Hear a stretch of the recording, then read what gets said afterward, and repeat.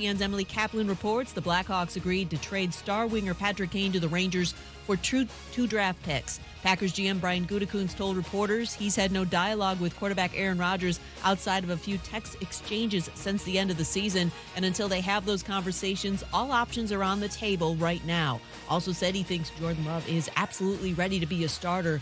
Gutekunst sounding less and less committed to Rodgers, notes ESPN Packers reporter Rob Domofsky. He left it wide open for them to move on, for Rodgers to move on, or for there to be another season of this. But it is definitely less certain today, sounding less certain than it was, a few weeks ago, a month ago, 6 weeks ago. Rob Domofsky on Fitz and Harry. ESPN's Adrian Wojnarowski reports the Lakers expect to reassess LeBron James' injured right foot in 2 weeks and see how much progress he's made, but the timeline on his return expected to extend beyond that. Suns announced Kevin Durant will return from an MCL sprain and make his debut with the team tomorrow at Charlotte. We all know the game isn't over till it's over. So next time your car breaks down, don't call it quits. Head to eBay Motors. They have 122 million parts to take your car into overtime. Get the right parts at the right prices. ebaymotors.com. Let's ride. Matt Moscona. I'm very important. After further review. Say it one more time. After further review with Matt Moscona. And here we go. ESPN Baton Rouge, New Orleans, Alexandria. Live from the Mercedes-Benz of Baton Rouge studios. That's right.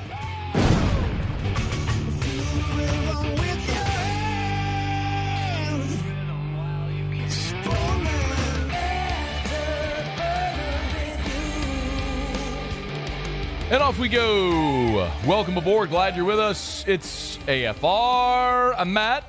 You're a loser, Matt! Shut up, kid. Paul O'Neill. They're chanting Paul O'Neill's name. Yusu.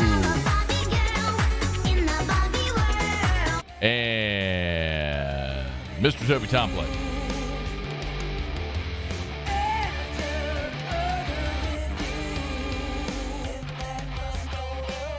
All right, we're here. Glad you are as well. Get out there and make it a good one. Sean Fazende in about 15 minutes had a great sit-down with Saints front office capologist Kai Harley. Want to talk about that with Sean. We'll preview the combine, all that good stuff. Leah, Vann in hour 3. LSU at Texas baseball tonight in Austin. We'll get to all of it. So, LSU, couple of weeks from the start of spring football. We learned last week that Brian Polian was moving from his on-field role into an off-field role, and that left a vacancy among LSU's 10 full-time on-field positions, and that has now been filled. Shea Dixon and others reporting today that John Jancic is being promoted from his role as an analyst with LSU to a dual role on field as the outside linebackers coach, and he'll also have the title of special teams coordinator. In addition, Bob Diaco is also joining LSU's staff today, this year. Bob Diaco, you might remember, was on Brian Kelly's staff, was his defensive coordinator, then went and became the head coach at UConn, and has bounced around a little bit since then. So there's a lot I want to get to with respect to this conversation. First and foremost, my thought was, when I saw this news, is Brian Kelly is building his staff the way that Nick Saban did at Alabama, has recently, in that he is hoarding elite coaches. In the same way that, like, Steve Sarkisian was an analyst at Alabama. Now the head guy who had been the head coach at Washington, USC, now the head coach at Texas, was an analyst at Alabama. Todd Grantham was an analyst at Alabama. Been the DC at Florida and Georgia and Mississippi State. He's now the Saints defensive line coach. Grantham was an analyst at Alabama. Butch Jones had been the head coach at Western Michigan and Cincinnati and Tennessee, analyst at Alabama. Right? Like, Nick would just go hoard great coaches and just have them on staff. And then when ultimately a job came open, oh, we need an offensive coordinator? Sark. Boom, there you go. So it looks like Brian Kelly is kind of doing the same thing here. Now, John Jancic and Brian Kelly have a long history together. Jancic played football at Grand Valley State when Brian Kelly was a young assistant. Jancic coached at Grand Valley State in the early 1990s. So they and their families, I know, have a very long history together. The Kellys, the Denbrocks, the Jancics all have ties with their families, have coached together and very close and have been for 30 years. So some skeptics may look at this and go, Brian Kelly's hiring his friends. Except that John Jancic is really accomplished. Like, John Jancic has been a defensive coordinator at places like Colorado State and Cincinnati, but also at Georgia and at Tennessee. Like, he was on staff at Georgia in 2021 when they won the national championship a year ago. Then Brian Kelly brought him to LSU. So this is a guy that is overqualified to be your outside linebackers coach, essentially is the way to put it. Kind of like when Nick Saban hired Doug Marrone. That's right, former NFL head coach Doug Marrone to be his offensive line coach. You know what I mean? Like, John Jancic is overqualified to be the outside linebackers coach. So I'm great with that. You got a dude that's got a ton of experience, a ton of SEC experience, a guy that's coordinated defenses in the SEC, who's now coaching your outside linebackers. And Shea Dixon also noted that while we're waiting on a formal announcement from LSU, Shea did also note that Jancic will also hold the title of special teams coordinator. So he'll coach the outside linebackers and he'll be the special teams coordinator, but all indications are that it's kind of going to be a joint effort in coordinating the special teams unit, which kind of brings you to the other guy that they've added to staff, which is Bob Diaco. Now, again, follow me here with Bob Diaco. Bob Diaco has been the defensive coordinator at Purdue, at Cincinnati, at Nebraska, at Notre Dame. He was the head coach at UConn. Bob Diaco won the Broyles Award as the best assistant in college football in 2012 when Notre Dame went to the BCS National Championship game, got blown out by Alabama. He was the defensive coordinator for that team, that Manti Te'o defense, that great team. So you've got a dude that, again, is supremely qualified. They added Bob Diaco as an analyst. This is a guy who's been a head coach, who's been a defensive coordinator at major Power 5 programs, who's won the Broyles Award. He's an analyst on this staff now. You can kind of see what Brian Kelly's doing. He is stockpiling supremely talented and able coaches with vast amounts of experience. So if in the event that you move someone on staff or you lose someone, you've got someone on your support staff already ready to fill in that role. By the way, Bob Diaco is also coming on as an analyst who is going to help with the special teams as well. And he's got a lot of experience. He was a special teams coordinator from 1999 to 2004 at 3 different schools: Western Illinois, Eastern Michigan, and then Western Michigan. Then he went to Central Michigan. He was at all 3. He was at Eastern Michigan, Western Michigan, Central Michigan, back to back to back. And then he was the co-DC at Central Michigan, then went to Virginia, where he was a special teams coordinator for 3 years, in 06, 7, 8. And then he went to Cincinnati and became a defensive coordinator, then defensive coordinator at Notre Dame. So basically stopped running special teams, but he became a defensive coordinator. So this is a guy that has a ton of collegiate special teams experience as well, but mostly has been a defensive coordinator and a head coach over the last 15 years. A couple of things that I'll say. So, number one, I love adding John Jancic on the field and Bob Diaco to the staff. 2 dudes who got a ton of experience, supremely accomplished. Their resumes speak for themselves. Awesome additions to the staff. No problem with that whatsoever. My one real legitimate concern is you don't necessarily have a dedicated special teams coordinator. Yes, that's John Jancic is going to have that title. But that's not the only thing he's doing. He's going to be coaching the outside linebackers, and he'll also have the title of special teams coordinator. But it sounds like the way that they're going to handle this, and we'll wait for Brian Kelly to give us some definitive, or I guess some definition to how it's all going to be handled whenever they get ready for spring football. But John Jancic, who's been a coach for 30 years, has never been a special teams coach. So you're giving him that title in essence, but that's not the thing he does. And this reminds me of 2017.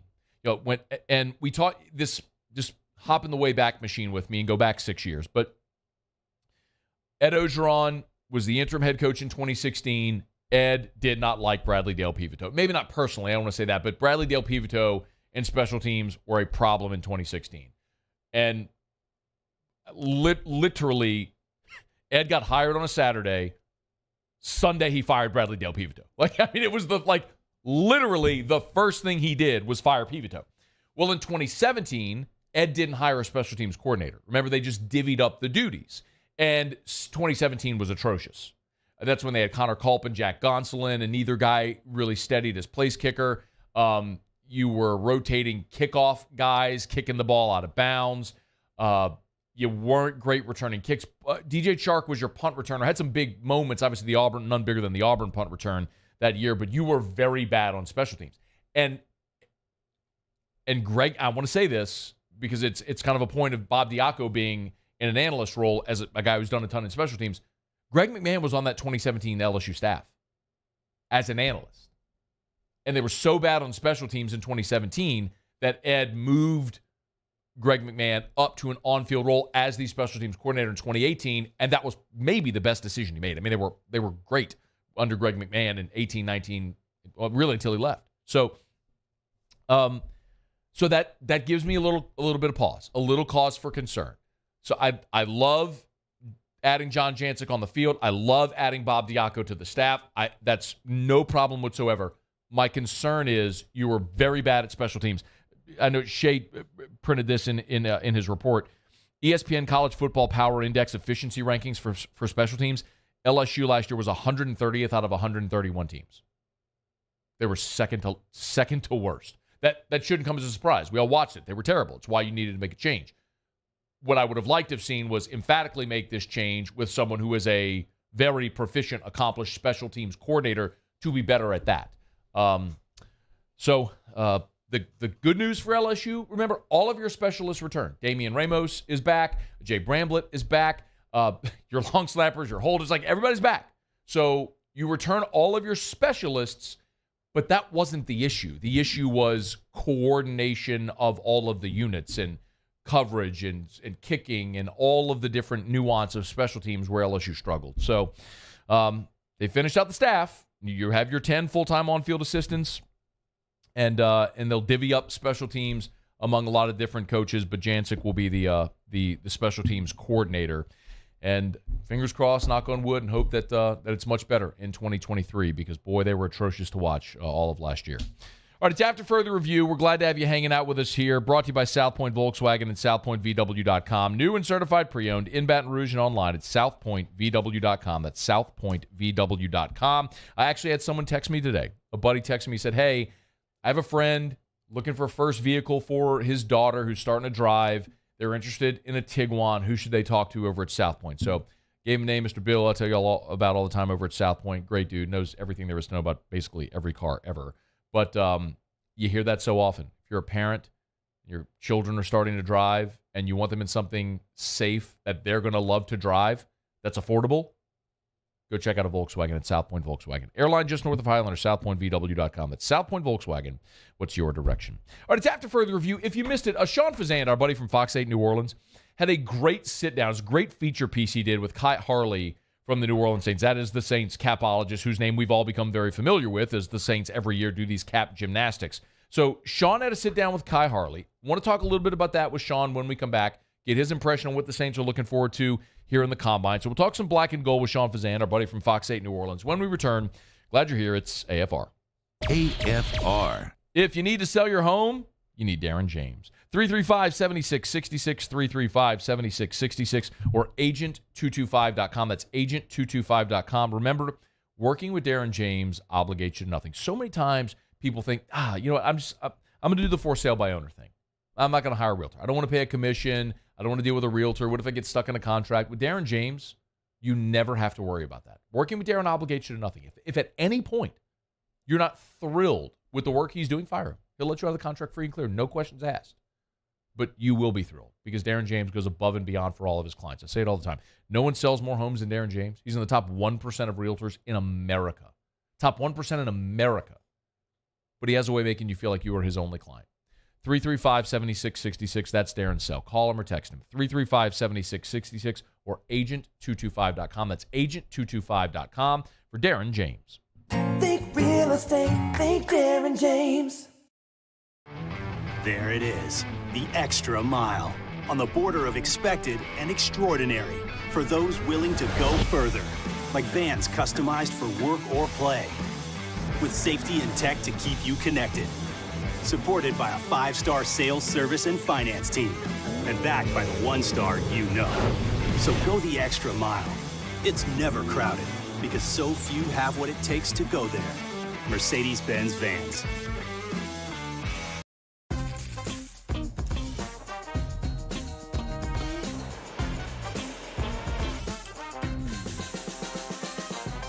The best kept secret in town is out. Discover Tallulah at the Renaissance Hotel on Bluebonnet. Women who suffer from cardiac arrest outside of a hospital are less likely than men to receive life-saving CPR from bystanders. This is especially true for Black and Latino women. Be the one in your family to help change this statistic by taking the American Heart Association's challenge to learn CPR. Be the beat for someone you love. You can make a difference when it matters most. Go to heart.org today to take the CPR challenge and save lives.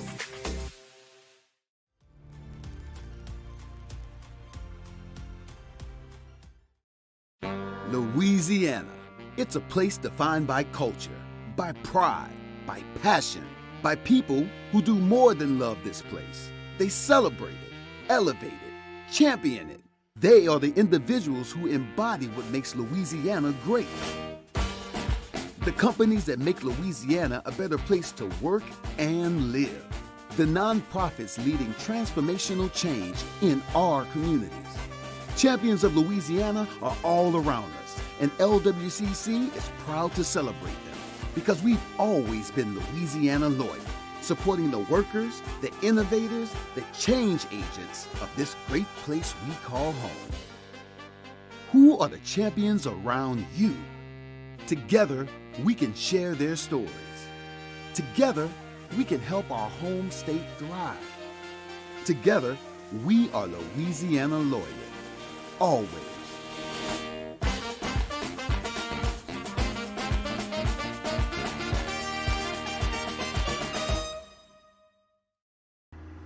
I had to leave my parents.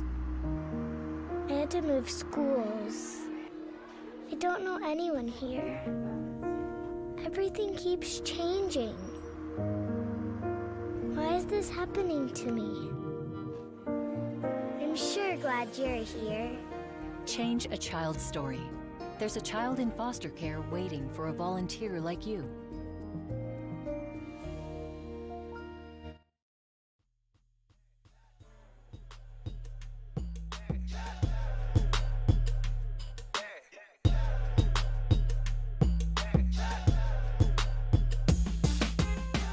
After further review with Matt Moscona, ESPN Baton Rouge, New Orleans, Alexandria. That's one of the things I love about being here is that winning always takes precedent, and all of the moves that we make as a collective are all under the presumption that it's going to help us win. That's the voice of Kai Harley, better known as the Saints capologist, who spent 15 years as Mickey Loomis's right hand, and our buddy Sean Fazende at Fox 8 had a great sit-down, a great feature with Kai Harley. He's got it on his Twitter. I retweeted it, and we'll share it on our other social medias as well. I would highly recommend you go check that out. It was great insight into the Saints' approach here into the offseason and why they keep doing what they're doing with respect to the cap. Sean's good enough to join us for a couple of minutes here. How are you, man? Doing great, man. How are you? Really well. Hey, to the best of your knowledge, how much media does Kai Harley do? I mean, he's kind of this figure that just sort of works in the shadows. Right? I don't even know if people could pick him out of a lineup. Right, and that was part of my reason for doing it. Is like you, Matt. Our audience. I mean, this is a pretty well-versed audience. This is not just casual sports fans. I mean, they know what they're talking about. They know film. They know salary cap. So they've heard that name before.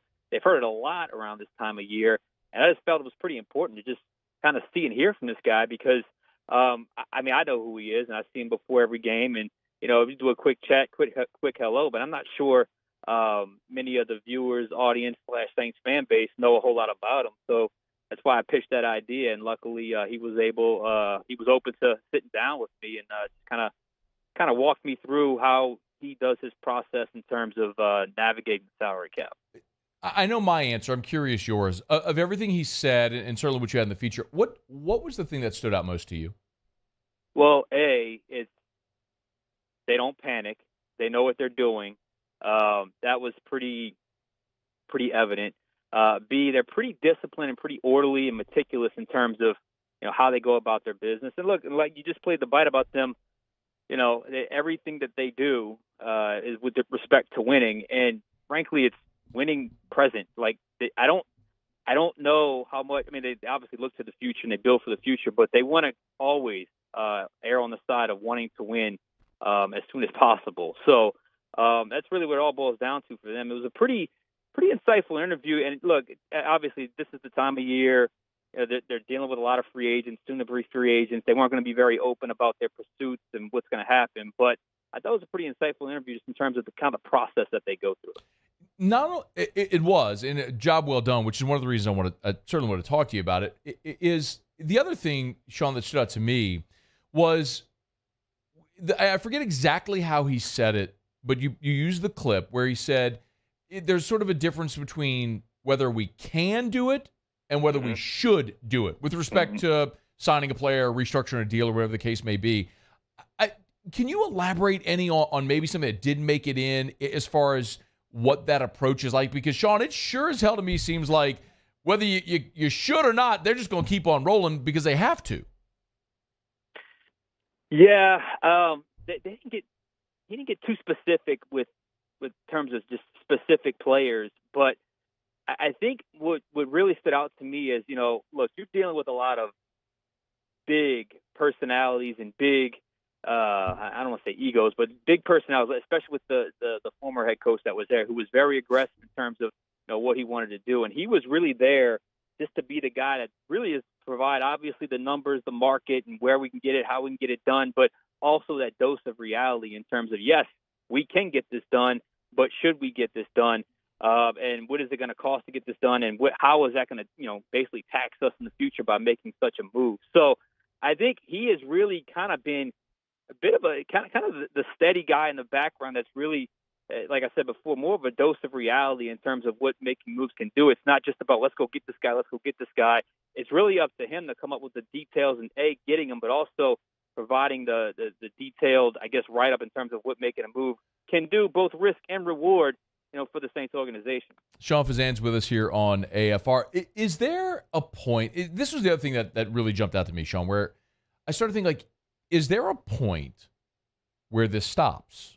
Like, is there a year where they stop the sort of mad restructuring of deals and they get back more toward the mean?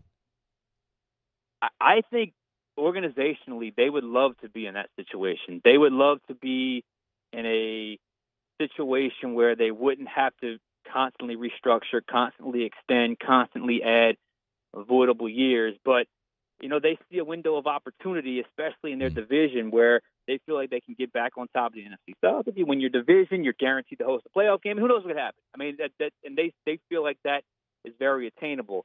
This is not like coming off the Katrina year where obviously 3-13 and they're feeling down in the dumps. I do think there will come a year, and I feel like I've said this a lot over the last few offseasons, and yet they continue to make moves where they will not do as much. But again, I go back and this didn't make it in the piece, but I said, Kai, does it always kind of feel like you guys err on the side of let's get it done as opposed to sit back and wait? And he said, yeah, I mean, for the most part, they're always going to look towards how can we make this work and, the plus side of doing that sort of move. So I do think it's a tricky balance that they have to have. I know Mickey Loomis, every year he says, we got to get this thing down. We got to get back to the middle. As a matter of fact, we opened the piece up with that soundbite. But yet every year, their actions kind of go towards, we still think we can win, and let's make the moves necessary to make that happen. Sean, they've made a few moves already, notably, and they've dropped roughly $30 million off the cap, where they were, roughly $55 million there, about over the projected cap, and right now they're around $30 million or so. Look, you cover the team as close as anyone. What are some of the other names that we need to keep an eye on that are either going to be restructures or cap casualties? Yeah, first off, the 2017 class, I think they're still working. They've already done a RAM check. I think the Lattimore contract is set to be could be one that could be restructured. The Alvin Kamara situation is obviously a little tricky, but I do think when it's all said and done, a restructure there could certainly happen. Taysom Hill is another one that could certainly get restructured and add some cap space. You don't necessarily want to touch those veterans that are in the latter part of their career, but they could do it with Cam Jordan and possibly DeMario Davis. And if you restructure those, and when I say restructure, the thing where you chop the base salary down, you convert it to a signing bonus, you spread it out over the life of the contract, you can get really close in terms of getting under the threshold. And look, I think the Jameis Winston cap casualty release is going to happen. There's been talk about Andrews Pete possibly being one, guy like Traquan Smith. There isn't a big cut that they can make, though, Matt, that creates this huge amount of cap savings like they've had in years past. And that's a little bit of the downside when you redo deals like you've done, like they've done over the years. When you do finally have to face the music and cut that player, you don't get quite the savings that you normally would have if you hadn't restructured those deals in prior years. And then ultimately what it does, Sean, and you know this as well as I do, what it does is it thins out your depth. And we've seen that with this team. So let's look at the combine and the draft, because that's how they're going to have to restock here. They just can't be big spenders in free agency.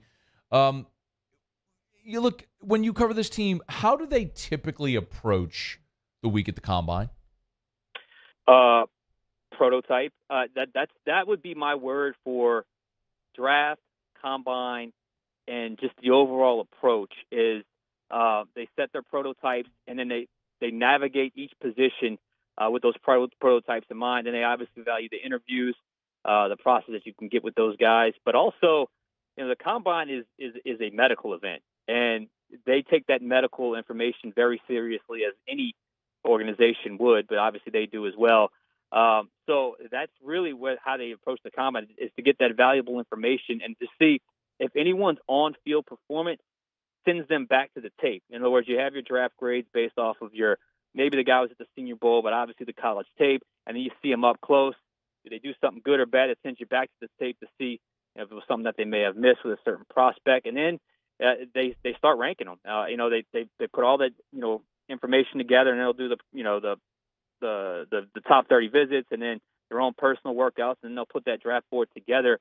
And that's just how they go throughout the process, and they trust their board, Matt. I mean, they really do. This is the key part of the process in determining where those prospects will land on that board, and they stay true to it throughout the process.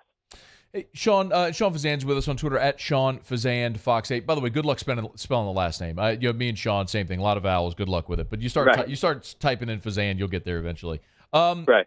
Positions of need in the draft. Every mock draft I look at, Sean, it's this chasm, right, of quarterback, maybe an offensive line, maybe an edge rusher, maybe an interior, maybe a receiver. Today, Kuiper's got him taking a tight end. So when you look at it, you go, okay, at the front of the draft, position of need, where do you think that lies with this team? Well, I'll just go off history, okay? First off, we know they need a quarterback. We know they need a quarterback, but they love the line of scrimmage. Yeah. They love the line of scrimmage. And given the fact that I was doing a look at the roster yesterday, I'm not sure they have a single true defensive tackle under contract right now. I'm not sure they have a single one. They need not one, but probably two, maybe even three defensive tackles. That's certainly one position. Defensive end, we've seen the investment at that position in years past. Sometimes it's worked, sometimes it has not. That's certainly one. They value the offensive line. We've seen that obviously over the last few years in the draft. I don't know that I think it's a need. I don't know if it's as glaring as the defensive side of the line of scrimmage. They need a running back, Matt. I mean, a durable number 2 running back, if not the eventual replacement to Alvin Kamara. They could potentially use 2. They're not going to draft 2 running backs, but you get what I'm saying. They need a running back as well. I would put the need for a second wide receiver if Jarvis and Mike T don't come back, probably ahead of a tight end. I mean, they like the development of Juwan Johnson. I know Troutman's been a little bit of a disappointment, but I would put the need for a second wide receiver over the need for a tight end at that position or in the draft. And man, rattling off that many positions right there is exactly the conundrum, right? I mean, right. You're up against the cap. You don't have money to spend. You have a lot of needs. Let's go throw $30 million at Derek Carr. That'll fix it.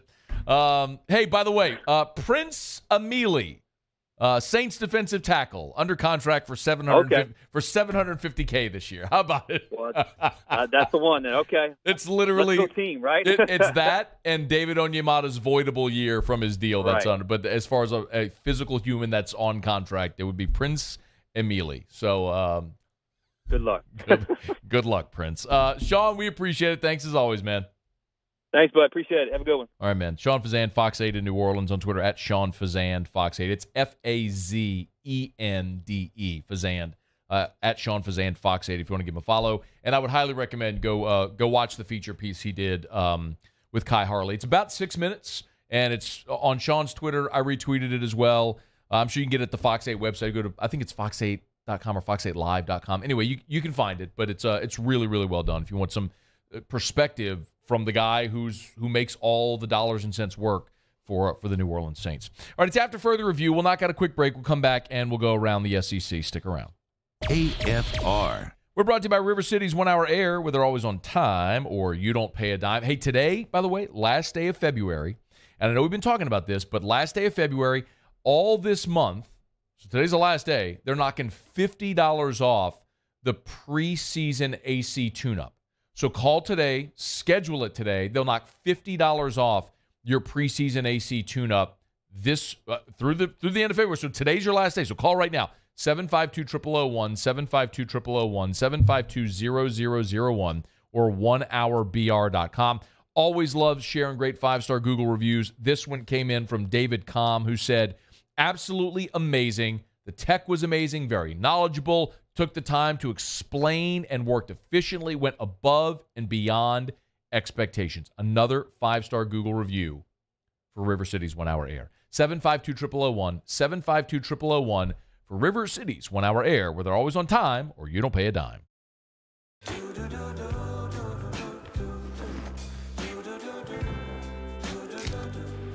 I've got that blue sky. I've got that sunshine. I've been doing business with Luba for 25 years. They're dependable, trustworthy. It's just the attention to detail with our clients. Our folks have years and years of experience. They're highly trained professionals, but many companies have that asset. What I'd like to think makes Luba a bit different is that we use those talents in a way that truly is dedicated to serving the needs of the folks who depend on us. Bayou Chrysler Dodge Jeep Ram has $10,000 off new 2022 Ram 1500s. 2022 Ram 1500 trucks on our lot now with $10,000 off MSRP. All new Bayou vehicles come with a 1 million mile warranty. If you need sales or service, the crew at Bayou is going to do right by you.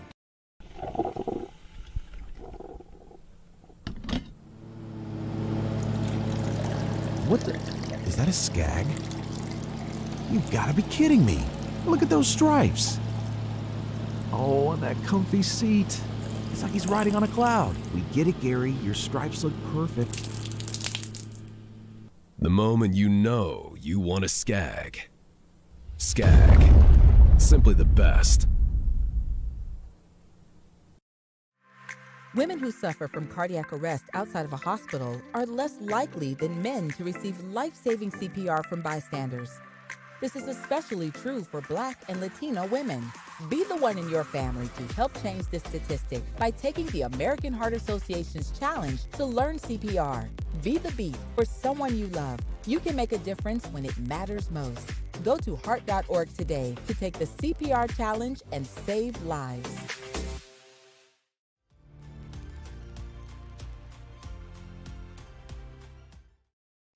Louisiana. It's a place defined by culture, by pride, by passion, by people who do more than love this place. They celebrate it, elevate it, champion it, They are the individuals who embody what makes Louisiana great. The companies that make Louisiana a better place to work and live. The nonprofits leading transformational change in our communities. Champions of Louisiana are all around us, and LWCC is proud to celebrate them because we've always been Louisiana loyal, supporting the workers, the innovators, the change agents of this great place we call home.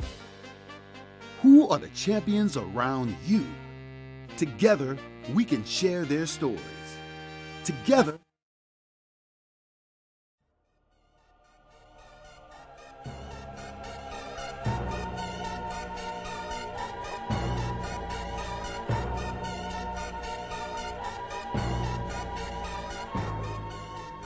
After further review with Matt Moscona, ESPN Baton Rouge, New Orleans, Alexandria. I will go around the SEC just a quick second. There was, I think this happened while I was out last week, or at least the first news of this leaked out while I was out last week. There is a push to try to shorten college football games, and I love it. And it's not just, it's a very, it's a very similar conversation that we're having with baseball and the pitch clock and everything. It's not solely about saying, how do we get a game from being 3 hours and 38 minutes to 3 hours and 26 minutes? Because the 12 minutes over a 3.5 hour period ain't going to change your life. It's about your viewing experience or your in-stadium experience. With baseball, the pitch clock thing is not about shortening a game by 6 minutes. It's about pace of play. It's about, hey, you throw a pitch, get your ass back on the mound and throw another one. Instead of step out, walk around the mound, grab the rosin bag, the hitter spits, grabs his crotch, he fixes his gloves 6 times, takes a few practice swings, and then you get back in. Like, that's the kind of thing that is devastating for baseball. It's a pace of play issue. So in a microwave society where we are obsessed now with, like, the new thing is short form vertical video. We want reels. We want TikToks. Like, we want everything bite-sized, condensed. Sitting there waiting 4 minutes for somebody to put a ball in play sucks. And I love baseball, but it's a problem. So I like what baseball is doing. What football is doing, what college football is doing right now, they're citing player safety, which is bogus. You could wrap it up in a bow however you want.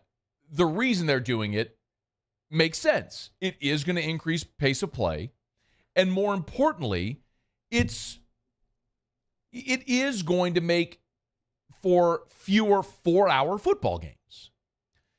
What's being proposed, if you haven't heard yet, and forgive me if this has already been covered, but this popped back up in the news cycle today because college football leaders are meeting in Indianapolis this week to consider these 3 changes. The rule changes, which I believe had been leaked maybe last week, the proposals. 1, you run the clock after a first down. So no more stopping the clock after first down, except in the last 2 minutes of either half. Number 2, eliminating the opportunity for teams to call a consecutive timeout. So, like, you can't ice, if you have 3 timeouts, you can't ice the kicker 3 times. You can call 1 timeout. You can't call another one back to back.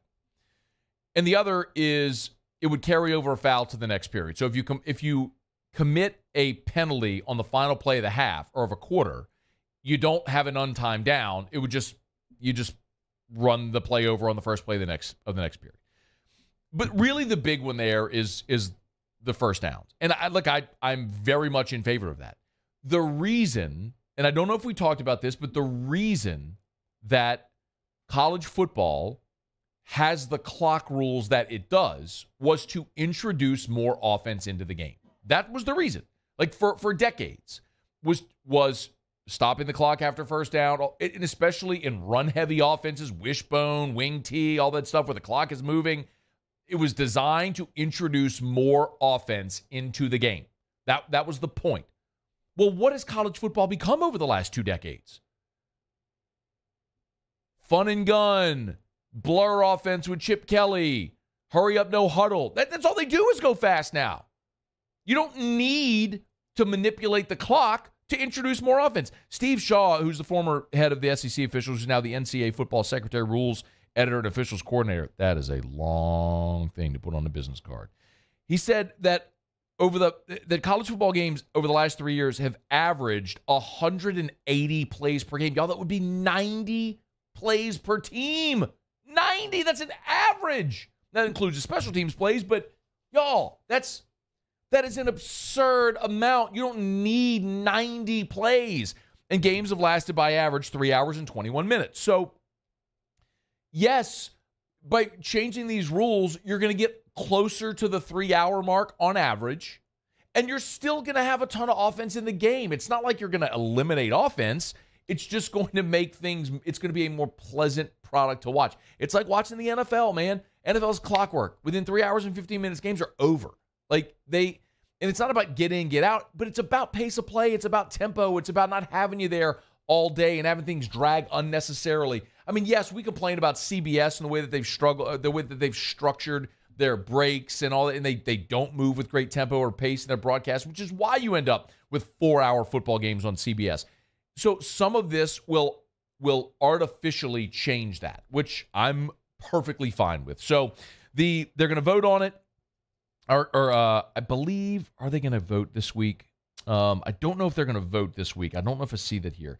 The Competition Committee and the Rules Committee are meeting jointly this week to discuss these changes. They'd have to be approved by the Oversight Panel in April. There it is. So we're not going to get a decision this week, but they're going to discuss it this week, and that could be a pretty significant change that's coming to college football. All right, it's After Further Review. We're brought to you by DraftKings, official sports betting partner of the NBA. The NBA's second half, of course, is underway, and by second half, we just mean the 20 games after the All-Star break. But anyway, DraftKings is encouraging new customers as we head toward the stretch run in the NBA playoffs. Download the DraftKings Sportsbook app. Use the promo code Baton Rouge. New customer, use the promo code Baton Rouge. Make a $5 pregame moneyline bet on an NBA game. If it hits, they'll give you $150 in free bets. That's at the DraftKings Sportsbook. Stepped up same-game parlays. You can boost your winnings. You got to opt in. That's for everyone, new and existing customers. It's all at the DraftKings Sportsbook app. If you want to bet on the NBA, college basketball with March Madness right around the corner, you know you're going to want to be playing every game of every tournament. It's at the DraftKings Sportsbook app. So download the DraftKings Sportsbook app and use the promo code Baton Rouge. 21 and older, physically present in Louisiana. Select parishes only. Bonus issued as free bets. Opt-in required. One free bet issued based on amount of initial losing NBA bet. Eligibility, wagering, and deposit restrictions apply. Terms at sportsbook.draftkings.com/basketball terms. Licensing partner Golden Nugget Lake Charles. Gambling problem? Call 1-800-GAMBLER. 1-800-426-2537. All right, we do it every day about this time. Let's go around the SEC. Around the SEC, presented by Gulf Coast Office Products. Excellence in imaging solutions. The Tennessee Volunteers. 4 former Tennessee football staffers have received multi-year show cause penalties for their role in recruiting violations. These are under agreements with the NCAA. So this dates back to the Jeremy Pruitt stuff. The NCAA did not identify the staffers. However, they have been identified by Sports Illustrated as inside linebackers coach Brian Niedermeyer, outside linebackers coach Shelton Felton, director of player personnel Drew Hughes, and student assistant Michael Magnus. The NCAA, of course, notified Tennessee back in July of 2022 of 18 Level 1 violations. The most serious, of course, is impermissible cash benefits, gifts worth about $60,000 to football recruits and their families. Tennessee fired Jeremy Pruitt in January of 2021. No word on penalties for Pruitt, but here you have 4 staffers receiving show cause penalties. Let's take a look at the hardwood tonight for the Southeastern Conference as the final week of play gets underway tonight. Florida at 7-9 in the conference. They're on the road at Stegman Coliseum tonight against the Dogs, who are 6-10 in the conference. Florida's a 2-point road favorite in that game. Arkansas, a big opportunity here for the Hogs at 8-8 in the Tommy Bowl against 12th-ranked Tennessee, who's 10-6 in the league. Tennessee, a 6-point home favorite. Ole Miss, fresh off their win against LSU and under an interim coach, they welcome in 24th-ranked Texas A&M.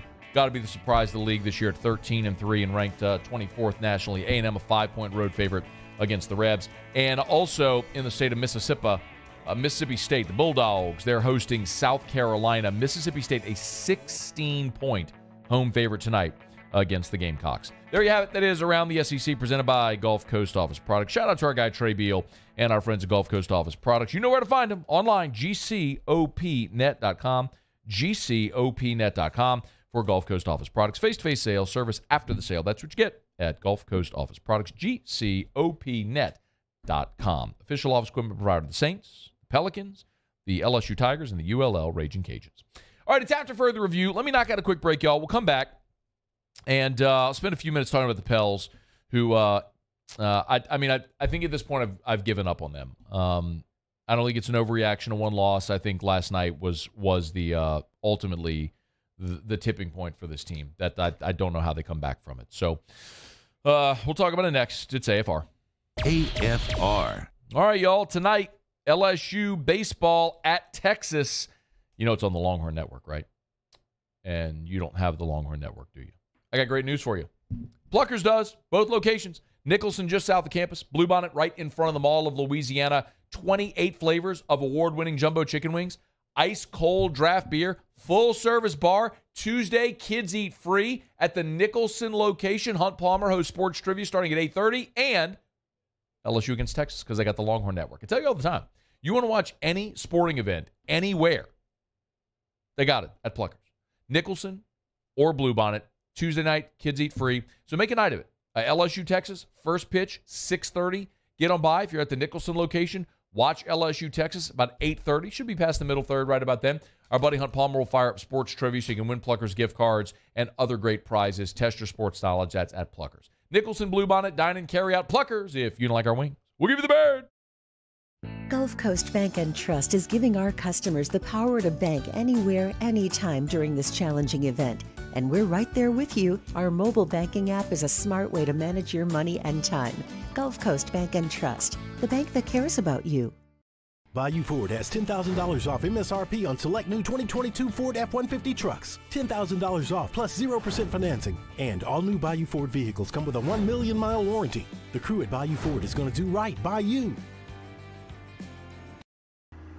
I had to leave my parents. I had to move schools. I don't know anyone here. Everything keeps changing.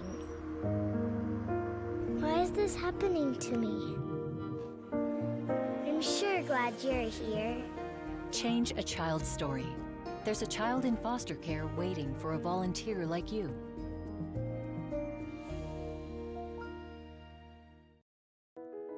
I've been doing business with Luba for 25 years. They're dependable, trustworthy. It's just the attention to detail with our clients. Our folks have years and years of experience. They're highly trained professionals. But many companies have that asset. What I'd like to think makes Luba a bit different is that we use those talents in a way that truly is dedicated to serving the needs of the folks who depend on us. Hi, I'm Brandon Landry, founder and CEO of Walker. Hi, my name is Dr. Craig Green. This is Ryan Terrio with HUDCORoofing.com. Hey, it's Matt Moscona. No matter how big your commercial roofing job, HUDCO can help. My patients come to me because they trust that I can get the job done at a high level. Ryan Terrio and Richard Tilley have the same level of trust when it comes to roofing. If you have a roofing issue, call HUDCO Roofing. Give us a call, 364-1007, and we'll come to your house and give you a free inspection. Women who suffer from cardiac arrest outside of a hospital are less likely than men to receive life-saving CPR from bystanders. This is especially true for Black and Latino women. Be the one in your family to help change this statistic by taking the American Heart Association's challenge to learn CPR. Be the beat for someone you love. You can make a difference when it matters most. Go to heart.org today to take the CPR challenge and save lives.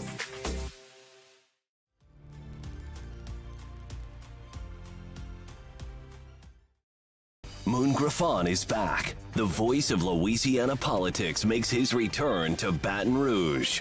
Catch the Moon Griffon Show weekdays from 9 to 11 a.m. on Talk 107.3.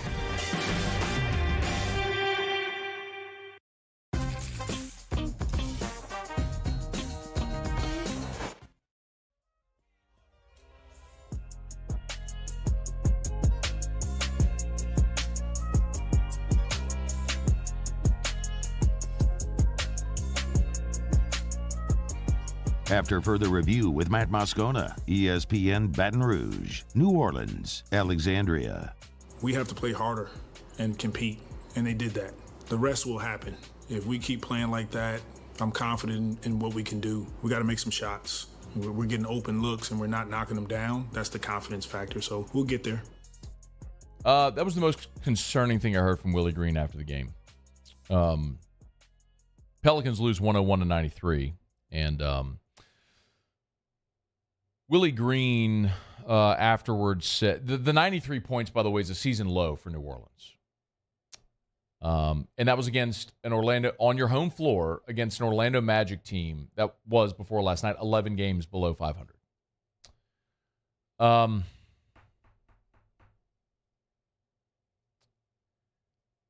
Yesterday, about the game, then big picture stuff. You scored 19 points in the fourth quarter.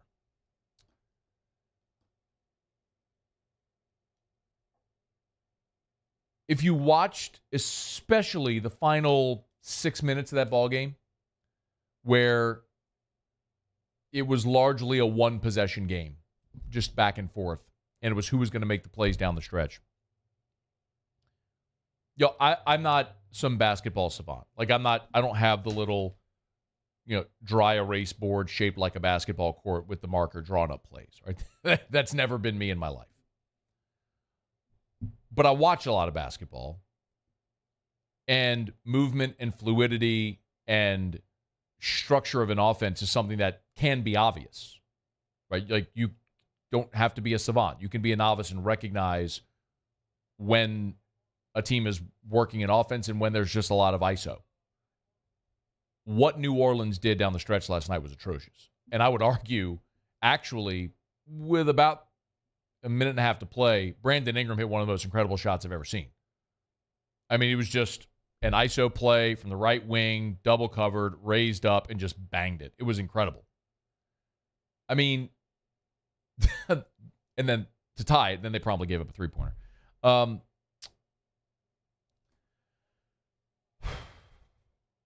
The hardest part about this is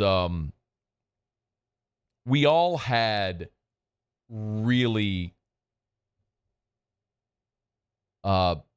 sincere expectations and hopes for this team. And they're gone now. Like, I was here yesterday telling you I had two reasons for optimism. One, you're going to get Zion back at some point. And two, the Pelicans had the third easiest schedule remaining. But remember, they're tough games. You got to go to Sacramento. You got to go to Golden State. I mean, you have some tough road games. Still, you had a 3-game road swing coming ahead right now on the West Coast. But you had a home game against Orlando, who's 11 games under 500. You have a couple of games against the Rockets. You got a game against San Antonio. You have games out there where you're going to be favored and you should win. One of them was last night, where you were desperate on your home floor against an Orlando Magic team who, look, Paolo Banchero is going to be the NBA Rookie of the Year going away. But you got to win that game on your home floor when you're desperate. And you score a season-low 93 points. I've heard a lot of people say, well, you can't lose your best player and be great. And look, injuries are a thing. That's a real thing. But the team as it's constructed right now is essentially the same team that last year, after the trade deadline, when they acquired CJ and Larry Nance, made a great run.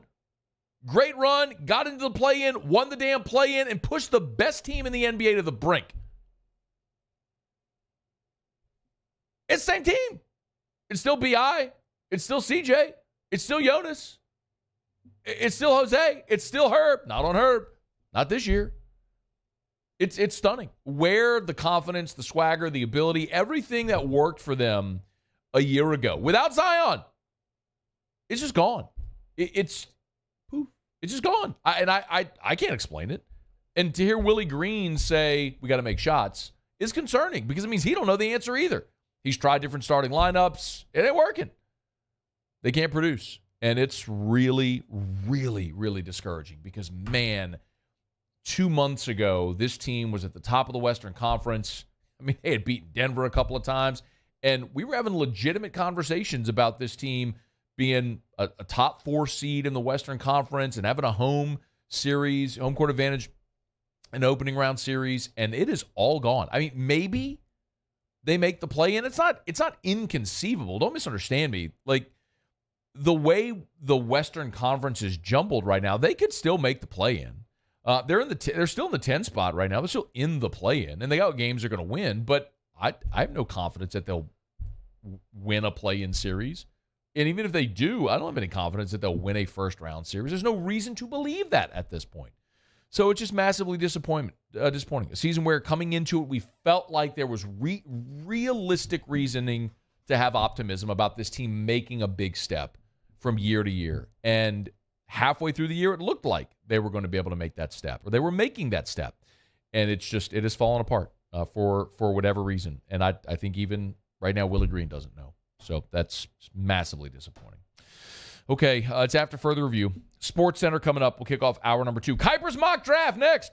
AFR. Brought to you by the Aesthetic Medicine and Anti-Aging Clinics of Louisiana. Bluebonnet in Baton Rouge, Ambassador Caffrey in Lafayette, online, theantiagingclinics.com. It's theantiagingclinics.com. Remember, if it's hormone replacement therapy, you want to feel like your younger self, you can. Simple blood test would highly recommend.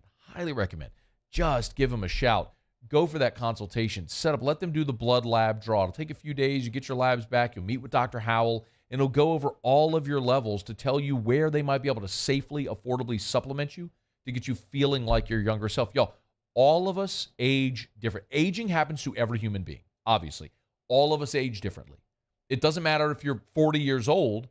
You may have aged differently than someone who is your age.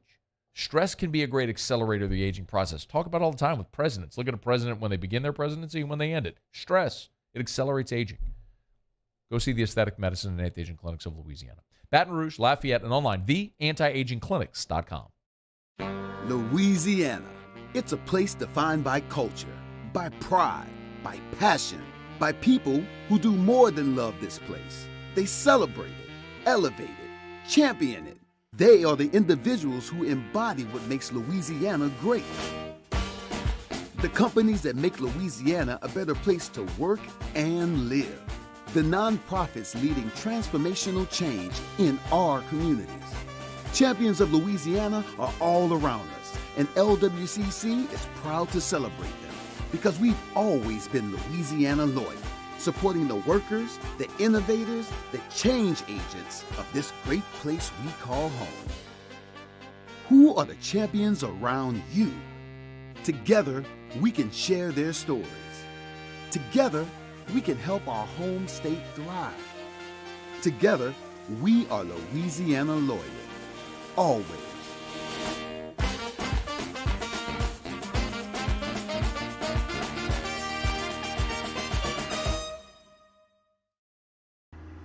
I had to leave my parents. I had to move schools. I don't know anyone here. Everything keeps changing. Why is this happening to me? I'm sure glad you're here. Change a child's story. There's a child in foster care waiting for a volunteer like you.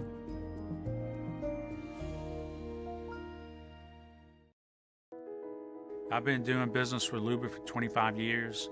They're dependable, trustworthy. It's just the attention to detail with our clients. Our folks have years and years of experience. They're highly trained professionals. But many companies have that asset.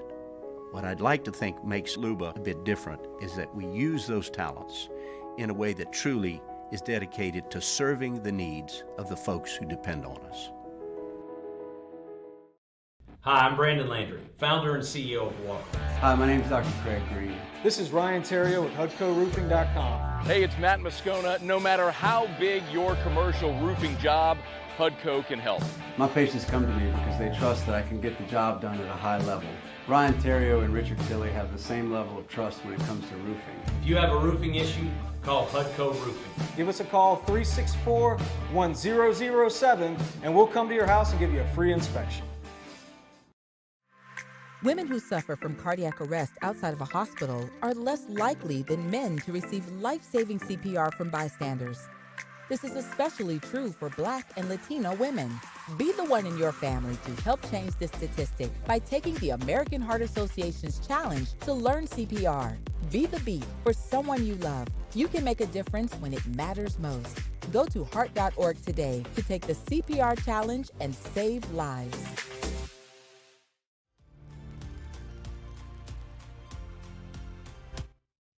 This is SportsCenter.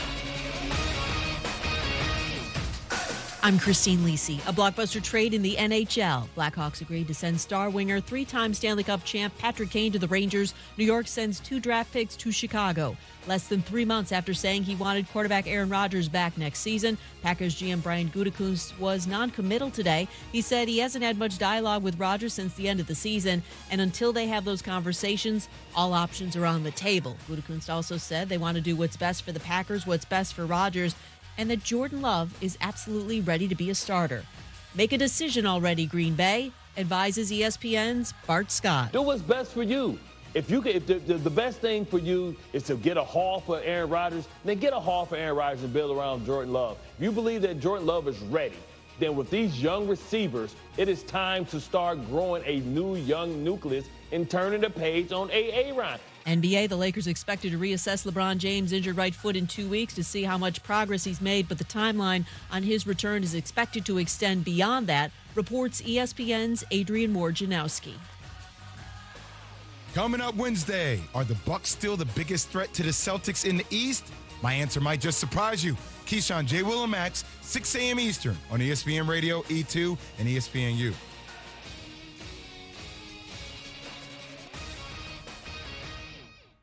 Matt Moscona. I'm very important. After further review. Say it one more time. After further review with Matt Moscona. And here we go. ESPN Baton Rouge, New Orleans, Alexandria. Live from the Mercedes-Benz of Baton Rouge studios. That's right.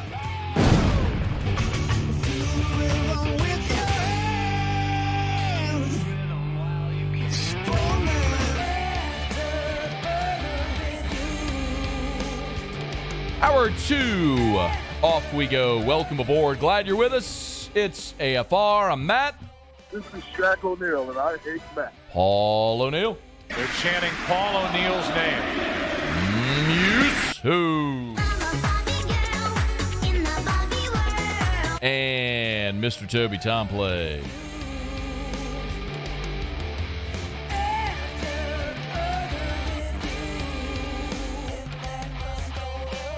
All right, we're here. Glad you are as well. Get out there and make it a good one. We'll talk some beer and other stuff with Feinswog in about 15 minutes. Leah Vann, 1 hour from right now. She, of course, is in Austin covering the LSU baseball team as they will take on Texas tonight. Waiting on word from LSU on who will get the ball tonight and the starting lineup from LSU. Have they posted it? Hurd. They announced Hurd earlier today. Okay, they did announce Thatcher Hurd. Okay, that's good to know. And Jay was here yesterday, and I asked him if Thatcher Hurd was going to start, and he was coy and said he didn't want to give away any competitive advantage, which I think we could all appreciate and respect that until Texas announced who their starter was going to be.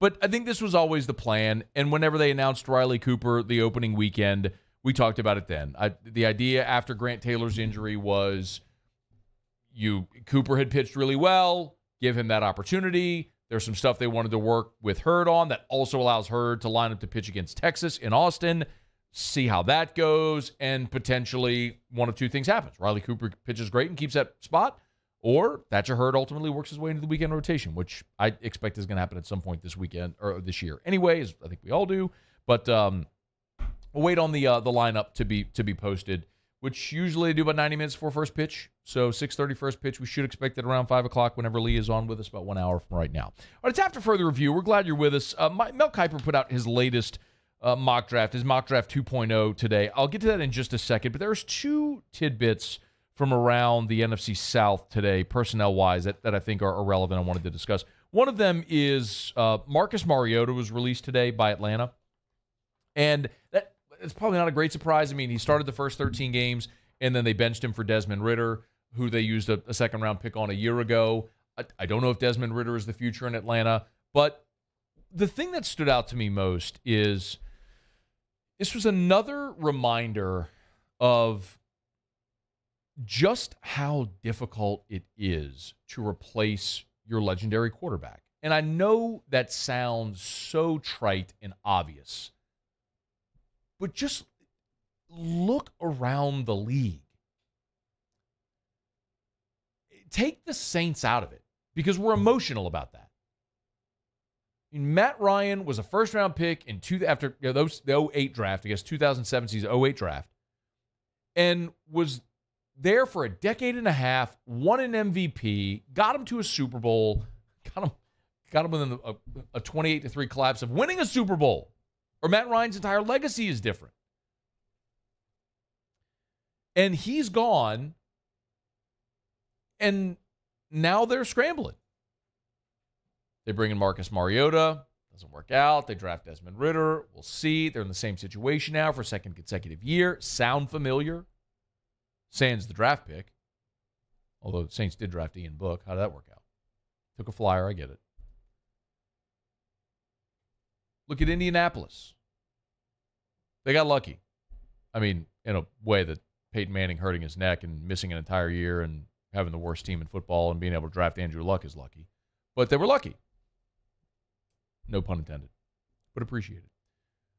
But then Andrew Luck quits football, and look at what they've done every year since. Well, is it Phillip Rivers? Is it Carson Wentz? Is it Matt Ryan? Like, they're on this cycle of trying to perpetually find the guy without having to completely push reset.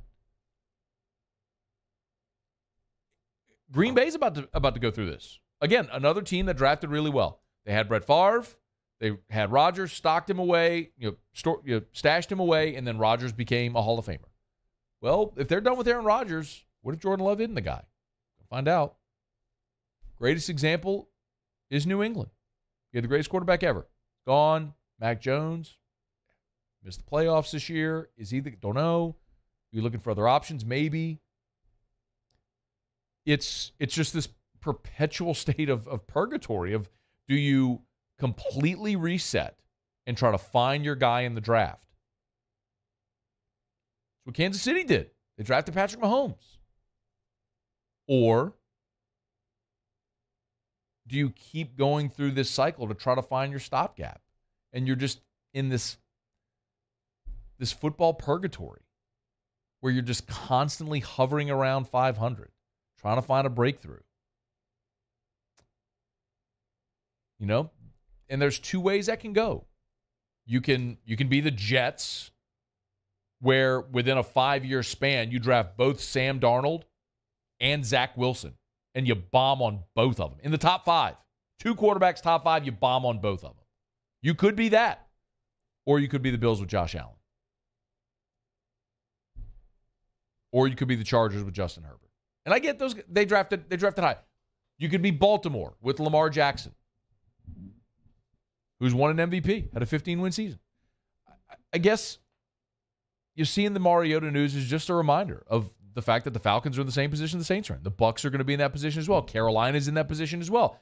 They had Cam Newton. He was there for a decade. He won an MVP, got him to a Super Bowl. Cam's time ran out, and now here they go. Is it Baker Mayfield? Is it Sam Darnold? Maybe some really cool I've never even seen before. The Saints are all of those teams right now. And the only way out is to draft your replacement. Say it again. It took you 40 years to find Drew Brees. 40 years as a franchise to find a quarterback in free agency that became a Hall of Famer. You want to wait another 40? Or you want to start taking shots in the draft? Because that's the way you're going to do it. It's not a guarantee, but it's the only realistic way you're going to do it. So Mariota being released was one. The other is this news from Tom Pelissero. If you missed it earlier today, the Bucs plan to release Leonard Fournette when the new year begins on March the 15th.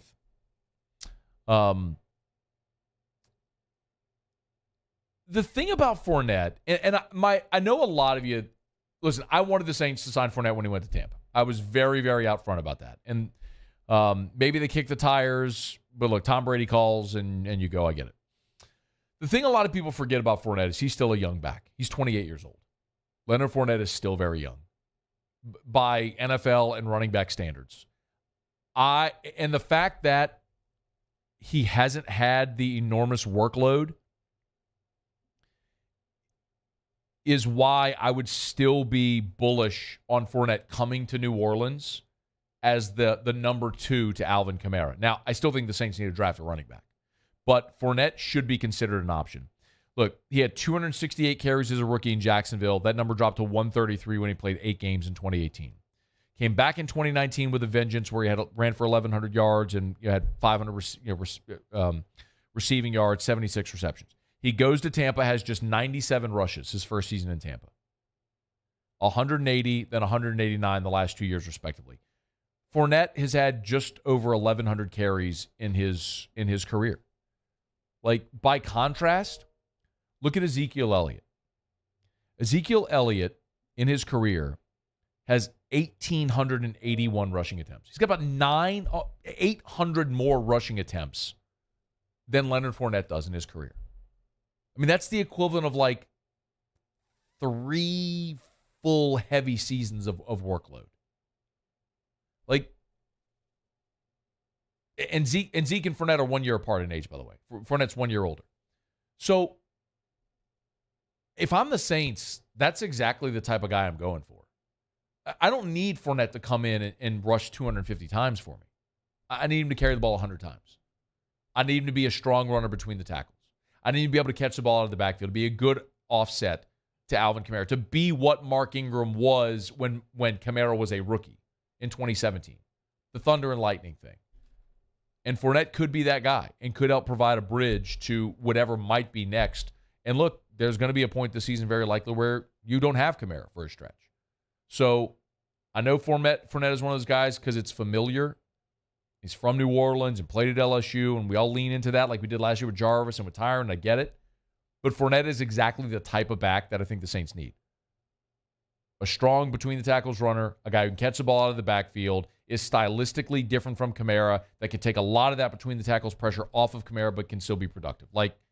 And you could probably get him affordably. So I don't know what the market's going to be like for Leonard, but I would love to see him in New Orleans because I think that is the perfect style of running back the Saints need to add as a complement to Alvin Kamara. So a lot of things to look at as we get close to the league year, which, of course, starts March the 15th, and tomorrow is March 1st. So we're just over 2 weeks away, man. Just over 2 weeks away from the start of the league year. We're starting to get a lot of these personnel answers as the Saints move throughout free agency and the rest of the NFL does. All right, it's after further review. I did want to touch on the Kuiper mock draft here. Sorry, I went long talking about baseball and the Mariota and Fournette. Feinswog's coming up after the break. I'll circle back to Kuiper's mock draft coming up here at the bottom of this hour. So don't you move. Stick around. It's AFR. AFR. Brought to you by New Orleans Flooring, online at nolaflooring.com. That's nolaflooring.com. 2 locations, Metairie and Airline Highway in Prairieville. So if you're listening in the greater New Orleans area, you know about the Metairie location of New Orleans Flooring. If you're in Baton Rouge, the Prairieville location is where you want to go. Just walk in. Go talk to Big Sean. Go see Terrell. Great dudes. And the thing that's going to just absolutely smack you in the face, when I tell you all the time, they've got inventory. That's the big differentiator for New Orleans Flooring.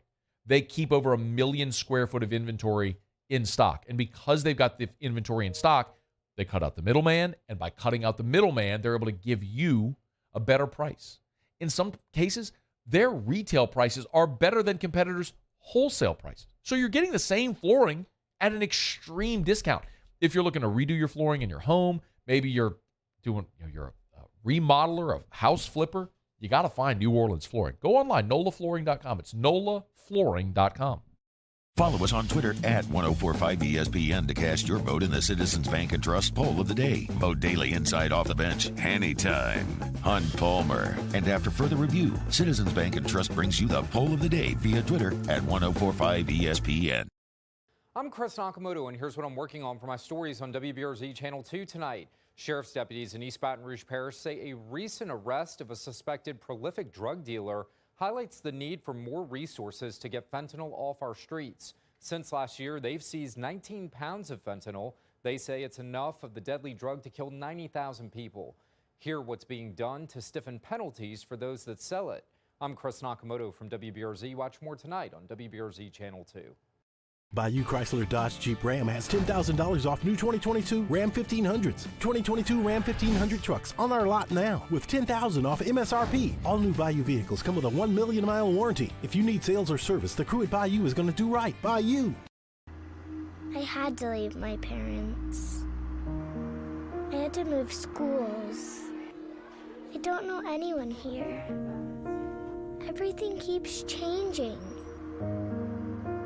Why is this happening to me?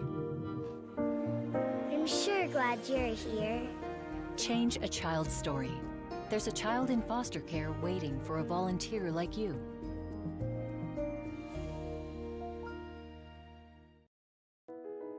I've been doing business with Luba for 25 years. They're dependable, trustworthy. It's just the attention to detail with our clients.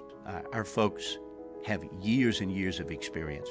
They're highly trained professionals. But many companies have that asset.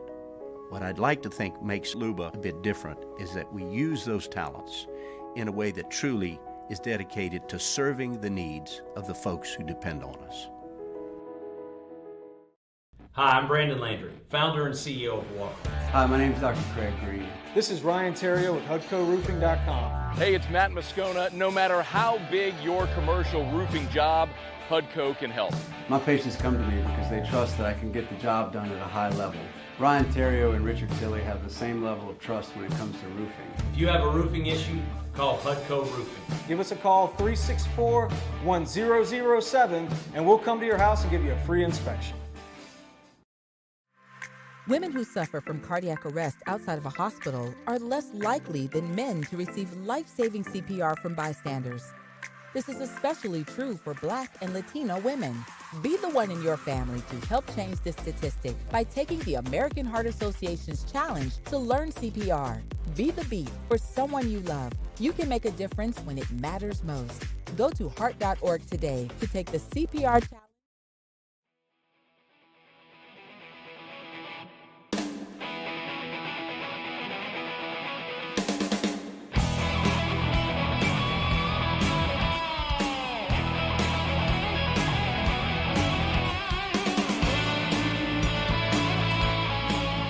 After further review with Matt Moscona, ESPN Baton Rouge, New Orleans, Alexandria. All right, let's talk about some beer with Lee Feinswog, probably other stuff too. What's up, Lee? How are you? Oh, lots of good beers. Yeah? Yes. Well, the warming weather always makes me think, not that I don't drink them during the cold weather, but isn't there something about when the weather gets warm that makes you want a beer? Yeah, sure. Yeah, well, Or just, whenever the sun comes up. Days that end in Y? I was in the airport in New Orleans last week, and somebody recognized me and asked me about beer because they hear this. Well, I did drink some fun beers in Kansas City. I had to go there last week, and ate so much barbecue. I'm still getting probably what they call the meat shakes or something, but it was good. Yeah, the meat shakes aren't fun. I was in Napa, and I realized I ate steak like 5 times while I was there. It was inadvertent. I mean, I wasn't intentionally trying to do it. It's just you look at a menu and you order the thing you want. And you're like, I've had steak like 2 meals today and like 4 of my last 5 meals. Like that's a lot. That's a lot of steak.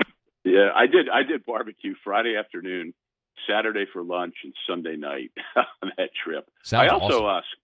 at the there's nothing better in Kansas City barbecue. Look, anybody out there, you can have all the arguments you want about Texas, Carolina, any place. No, Kansas City, and there's everybody else is playing for a distant second place. That's here nor there. I did score a ticket late for Bruce Springsteen and the E Street Band in Kansas City. Oh, okay. That was pretty interesting too. Yeah, he can't sing. He's terrible. So how was it?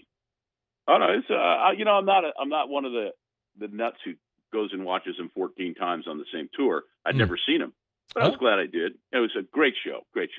Okay, 3 hours. Yeah, just but random. Anyway, I got you a beer.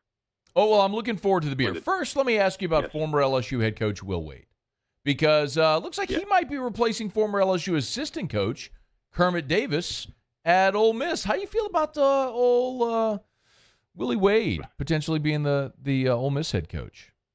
Well, for starters, I was really sorry it didn't work out there for Kermit because he's one of my favorite guys from all of my time in basketball. That's number one. And then of all things, they go and win. the first game without him against LSU. That's no surprise, right? I mean, that's the old interim bump. Oh, always. And so and Kermit, I'm guessing Kermit is 66 maybe. So I don't know, how much more. Yeah. That sure. old? 65, 66. I don't know. 63. 63. All right, 63. So certainly young enough to keep coaching if he'd like to, and he's always been a great basketball guy. He's done well every place, either as an assistant, head coach. So, but anyway, that's here or there.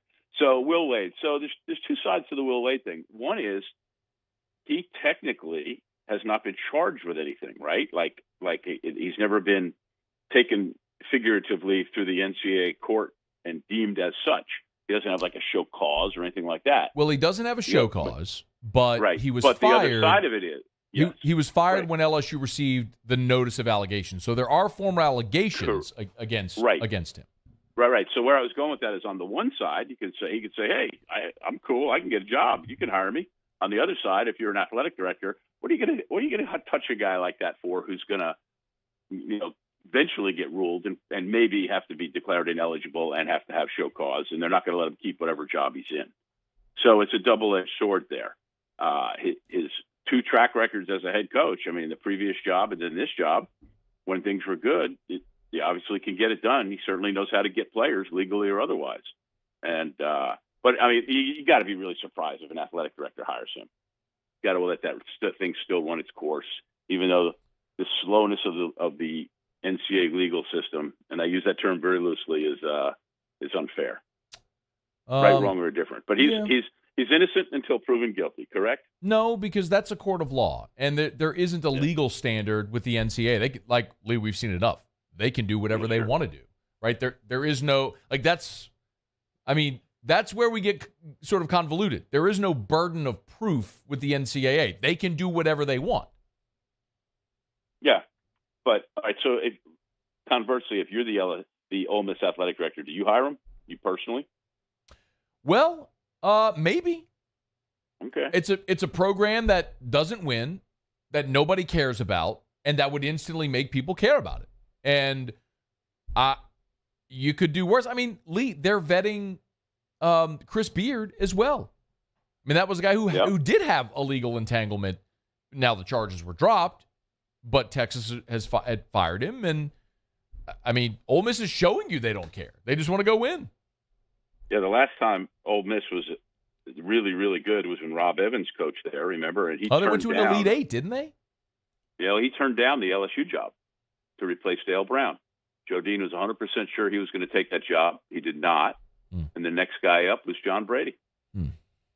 Yeah. That's interesting. How about that, huh? That was an Ole Miss team he did take Ole Miss to an Elite Eight, and I believe that was maybe the 01 NCAA tournament or something like that. I mean, they had 1 year where they made a really good run. In any event, man, I'll be curious to see. Hey, since you're a real old curmudgeon, I'm curious your thoughts on the pitch clock in baseball. Well, a number of thoughts there. Number one is, do you know that baseball's always gotten really radical, Matt? Do you know that pitchers were allowed legally to throw sidearm in 1880? That was a big deal. Oh.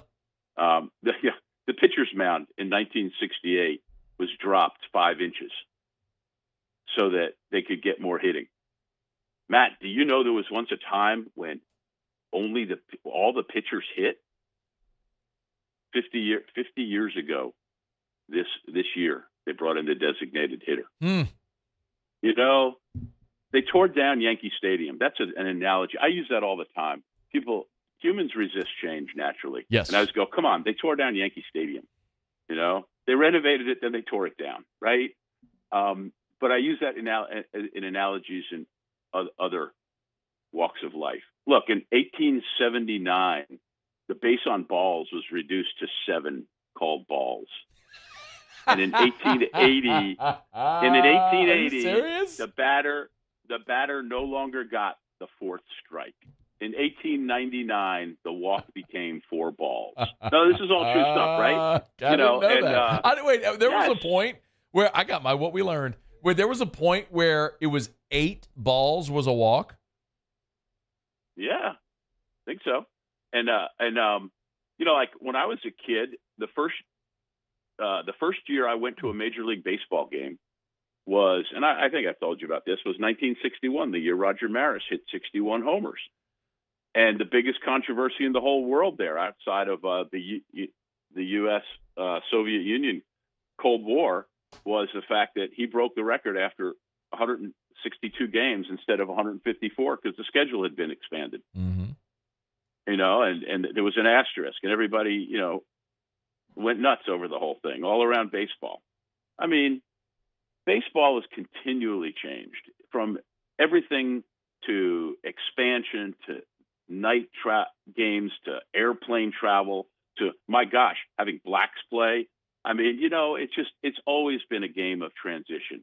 And the truth of it is, you go to a Major League Baseball game, and in most cases, it's like a social event where a sporting event breaks out, except for late in the year when it gets really serious. And late in the game, it just takes so long to play. And TV's done a better job of capitalizing on that and making you feel like it's really a drama when you're watching it. But my God, it takes forever. I've always thought that except for when they get dusted off, a hitter should not be allowed to leave the batter's box. You stand in there, it's your job. Stand there, no matter how long it takes the pitcher to pitch. But, again, you preface that properly with the old curmudgeon stuff. Lee? So I'm in favor of this clock. Okay. Yes. So am I, by the way. Yes. So that is the anti-curmudgeon answer, actually. It's a very progressive, thoughtful, thought-provoking answer. And I would like to say, I would like to compliment you. Well, thank you so much. Because, wait, I'm not done with my compliment. Hold on. Don't make me rescind my compliment because you step all over me. Hold on, my compliment. Okay. You have been coming on this show for as long as the show has been a show. That's 13 years. I think what you just said is the most informative, salient thing you have ever said on this show in 13 years. I'll drink a beer to that, and I thank you. By the way, as long as I'm on the roll, there was expansion. There used to be 8 teams in each league. Hey, don't kill it. Don't kill it. Wait, stop while you're ahead. No. Beat the dead horse. Don't beat the dead horse. Let's talk about beer. Don't do it. Now they got this dopey stuff with 7-inning doubleheaders, and they had base runners in extra innings. It's ridiculous. Yes. Hey, before you get me to the beer, right before I came on, when I was just fishing around, I saw that Jerry Simmons died Monday, the legendary LSU tennis coach. And Jerry Simmons was one of the coaches who got hired in that whole batch of coaches by Bob Broadhead in the 80s, including like Skip Bertman, Sue Gunner. And he made LSU tennis not just relevant, but it was a super event to go to. It was really something. He was so competitive. He was one of those people who just didn't accept that it was just another sport. And LSU tennis, which is now has a different facility, used to be, of course, where the beach volleyball facility is. And that place, when like number 1 Georgia came to town, it was sold out. He recruited so well. It was really special. I'm not a good guy who just a good guy who I stayed friends with a long time after he stopped coaching. No, I'm not in any way being disrespectful or flippant. I really genuinely didn't know that LSU tennis was ever an event here.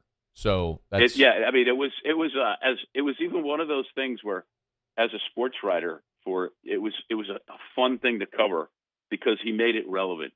The fans cared. The quality of play was good. I mean, players were leaving this program and other programs and going to the pros and doing really well. He was the men's tennis coach now, but it was special. That's all. It was just, for the old guys out there who remember Jerry. Sorry to hear he died.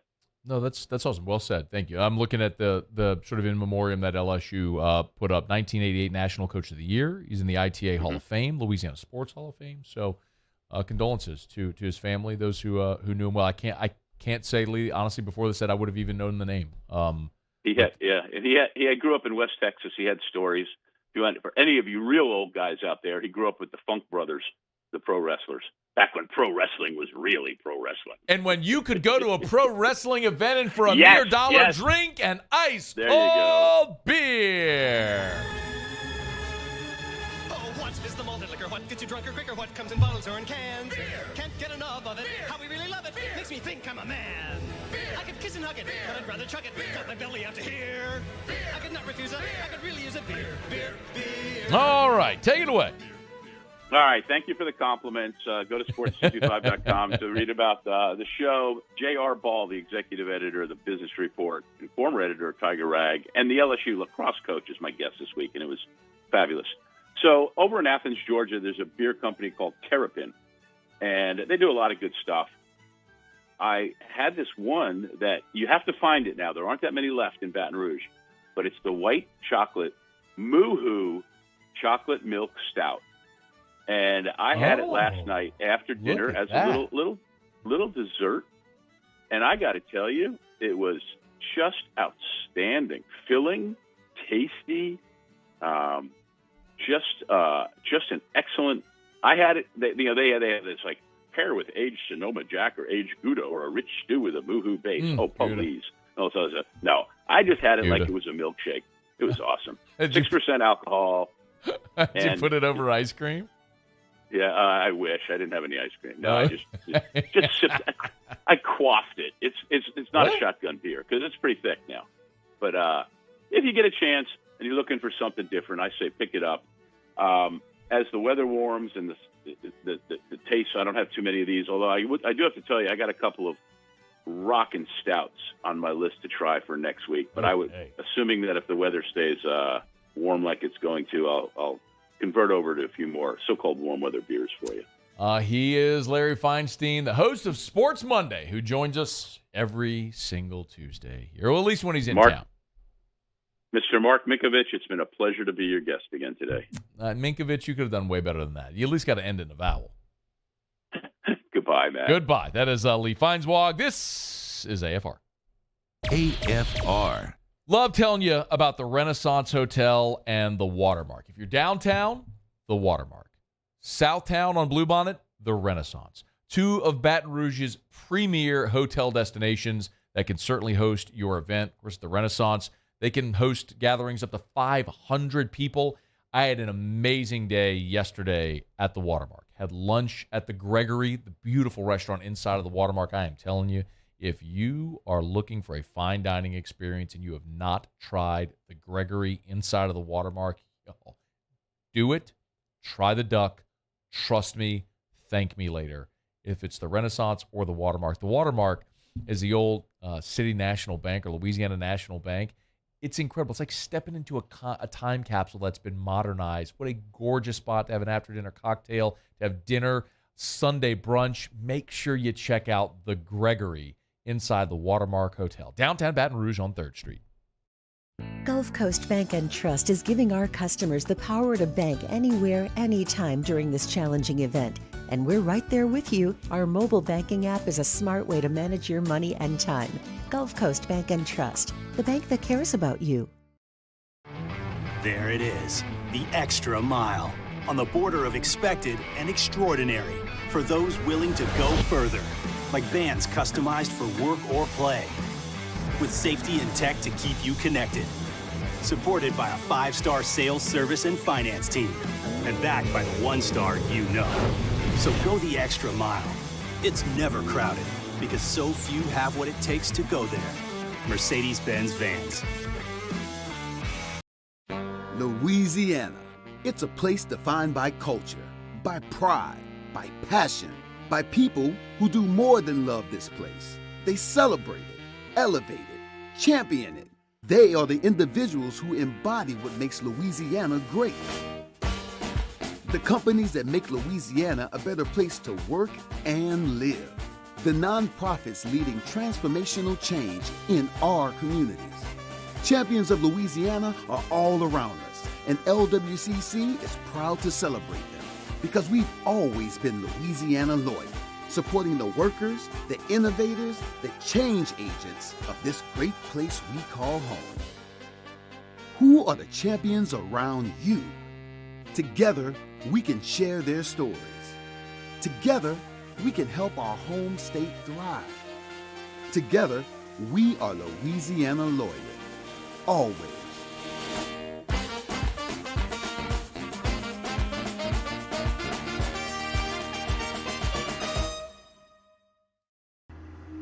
had to leave my parents. I had to move schools. I don't know anyone here. Everything keeps changing. Why is this happening to me? I'm sure glad you're here. Change a child's story. There's a child in foster care waiting for a volunteer like you.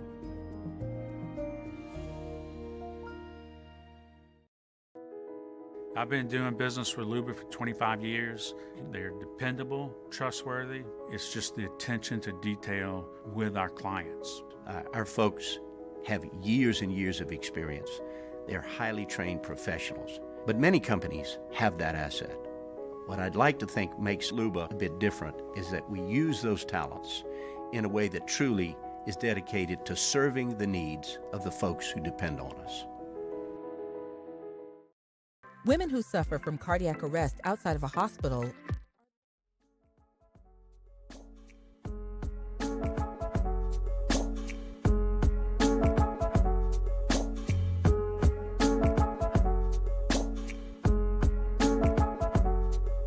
After further review with Matt Moscona, ESPN Baton Rouge, New Orleans, Alexandria. I am stunned. Danny Braywick sent me a text. How long until Lee mentions this?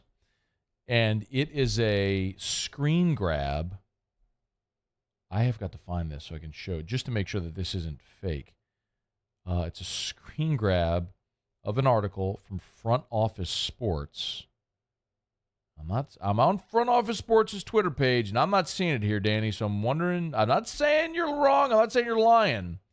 But this is a screen grab saying Nebraska has announced plans to host a volleyball game in Memorial Stadium in August. Now, I do know Nebraska's volleyball team is like, oh, here it is. No way. Hey, how did Lee not mention this? That's actually pretty cool. I'm not going to lie. So I like novelties. We've talked about that before. Yeah. I like the NHL Stadium Series. I like when they play like a football game at Wrigley Field, except whenever the dimensions are screwed up so everybody has to go in the same direction. That was just awful. Yeah, that was bad. They fixed that for this year, by the way. Well, they fixed it. They've done a couple since then. Okay. That's actually been like a decade since that Northwestern game. Yeah. That was hilarious. I wouldn't call it hilarious. I call it a lot of things. But anyway, I do like novelties. Whenever they have boxing matches in big outdoor arenas, stuff like that. Here it is. Nebraska has announced plans to host a volleyball game in Memorial Stadium in August. The Huskers are looking to shatter their own NCAA volleyball attendance record of 18,755. They're going to do it. So Nebraska's like the best volleyball program. I like they all support because they're really good at volleyball and all that stuff, so they support. This is the most we've said volleyball ever on the show. Yeah. So do we only get the ding when Lee says volleyball or what? I gave it to you when you mentioned the story. I know, but I'm saying. Oh, like the repeated ding? Yeah, only Lee. Only Lee. Okay, got it. That is pretty cool, though, man. By the way, if your daughter or son plays volleyball, send them over to Traction. It doesn't matter if it's baseball or football or basketball or volleyball, tennis. If you want your son or daughter to reach their maximum potential in whatever sport it is that they play or sports, Traction Sports Performance. Traction, where champions are made, if it's strength and conditioning or if it's skill training, sports performance or performance training or skill training, Traction's got you covered. It's pretty incredible. I was there today working out with Tevin. And, I mean, there's guys getting ready for the NFL Combine. There's, one-on-ones with, there were a few moms that do a semi-private class with another trainer there. And then there's guys getting ready for the baseball season. I mean, the same trainers that train guys like Daniel Cabrera and Gavin Dugas and Cade Doty and Ryan Terrio and all, they're the same trainers that are going to be working with your child in whatever sport. So Traction, TractionSports.com, TractionSports.com. They've got a membership program, which is incredibly affordable, but it allows your son or daughter both performance training, which is strength and conditioning, and or skill training, monthly sessions or unlimited. Learn more at TractionSports.com, TractionSports.com. Traction, where champions are made. LSU is creeping towards spring football. And Shea Dixon had this report earlier today that wide receiver Aaron Anderson is going to miss spring football. He's working back to full strength following a knee injury. So if you don't remember, just real quick refresher on Aaron Anderson. He was a top 100 overall prospect in the country from Edna Carr in New Orleans, was an LSU commit. When Ed Ogeron got fired, he decommitted, ended up signing with Alabama, was there this year, injured his knee, didn't play, so sidelined during his freshman season, and was the number 36 overall player in the country, the number 4 receiver in the country when he signed with Bama, entered the transfer portal, signed with LSU. He's continued to rehab that knee and work back toward full health and being able to play, but he's going to miss spring football. So I'm good with that, honestly. Obviously. Look, you would love to have guys be able to go through spring. You would love to have them get reps, especially the new guys, to get reps with Jaden Daniels, develop timing, all of that, of course. But it's just way more important for him to be healthy and ready to go in the spring. Like, for example, look at Shelton Sampson. Shelton Sampson's a 5-star receiver who, because he goes to Catholic, they don't allow any of their students to graduate early. So Shelton Sampson isn't going to be able to be here until the summer. So he'll go through summer workouts. And then whenever fall camp starts, he'll start, just like Aaron Anderson will now do. So I don't worry about it so much. That transition will happen for those guys at whatever rate it needs to happen. I'd more so look at the receiver spot for LSU. It kind of gave me a good excuse to look at the receivers and sort of assess that, considering you're losing Kayshon Boutte, who, as much as we might look and say he had a disappointing junior year, and I understand that, given the expectations. Coming off the injury and what we had all hoped. Kayshon was still your second leading receiver. 48 catches for 538 yards. I mean, that is a really solid season for a number 2. It's just we had larger expectations. So you've got to replace Kayshon's production. Jure Jenkins had 27 catches for 404 yards, so he was your third leading receiver. And then Jack Besh, who Jack battled some injuries and playing and just all the stuff that we know how it went this year, and he transferred. Jack had 16 catches for 200 yards. So you're replacing 3 really productive guys, talented, productive players. But you return Malik Neighbors, who was your leading receiver a year ago, had 1,000 yards. And then Brian Thomas and Kyron Lacey, who were your 4th and 5th leading receivers. Again, not pass catchers. I'm not talking about pass catchers because Mason Taylor was 3rd. And, you had Josh Williams, who was in the mix as well. I'm talking about at the wide receiver position. So you went Malik Neighbors, Kayshon Boutte, Jure Jenkins, Brian Thomas, Kyron Lacey, Jack Besh. That was your top 6 receivers. Well, number 1 is back, but you lose 2 and 3, and you have 4 and 5 back. So, and you lose 6. So the thought is, okay, is it realistic to think Brian Thomas as a junior could step up and replace Kayshon's production? I know they play a different position, different skill set, but Brian Thomas at 31 for 361. Is it realistic to think Brian Thomas could go from 31 catches to 48 catches? Yeah, of course, with the targets and all there. So Brian Thomas steps up and replaces Kayshon's production. Is it realistic to think Kyron Lacey, who had 24 catches for 268, could replace Jure Jenkins, who was at 27 for 404? Yeah, I mean, he's basically there as far as the number of receptions anyway. Just talking about receiving yards. So, I mean, there you've got 3 really good receivers, but what we've seen, and Mason Taylor is back, and you're going to work in the running backs. Well, but really the question is, what about in Brian Kelly's offense, in Mike Denbrock's offense, who are going to be 4, 5, and 6? You feel really good about your first 3 receivers. You feel good about Neighbors and Thomas and Kyron Lacey. Who emerges as 4, 5, and 6? Who situationally becomes your deep threat? Who becomes the guy that takes pressure off of Kyron Lacey, or off of Malik Neighbors? And that's where I'm interested in seeing the guys in spring. Chris Hilton coming off of injury. He's got game-breaking ability. He's got the speed. Coming off of injury, how does he do? Aaron Anderson's in that mold as well. Not going to participate in spring. Landon Ibieta is a guy who was injured all of last year. We didn't really see him to the bowl game. He had a couple of catches in the bowl game. They're very optimistic on Landon Ibieta. So, and then the guys who are coming in. Jaylen Brown, Shelton Sampson, who we mentioned. Kyle Parker, Kai Preon. There's Aaron Anderson.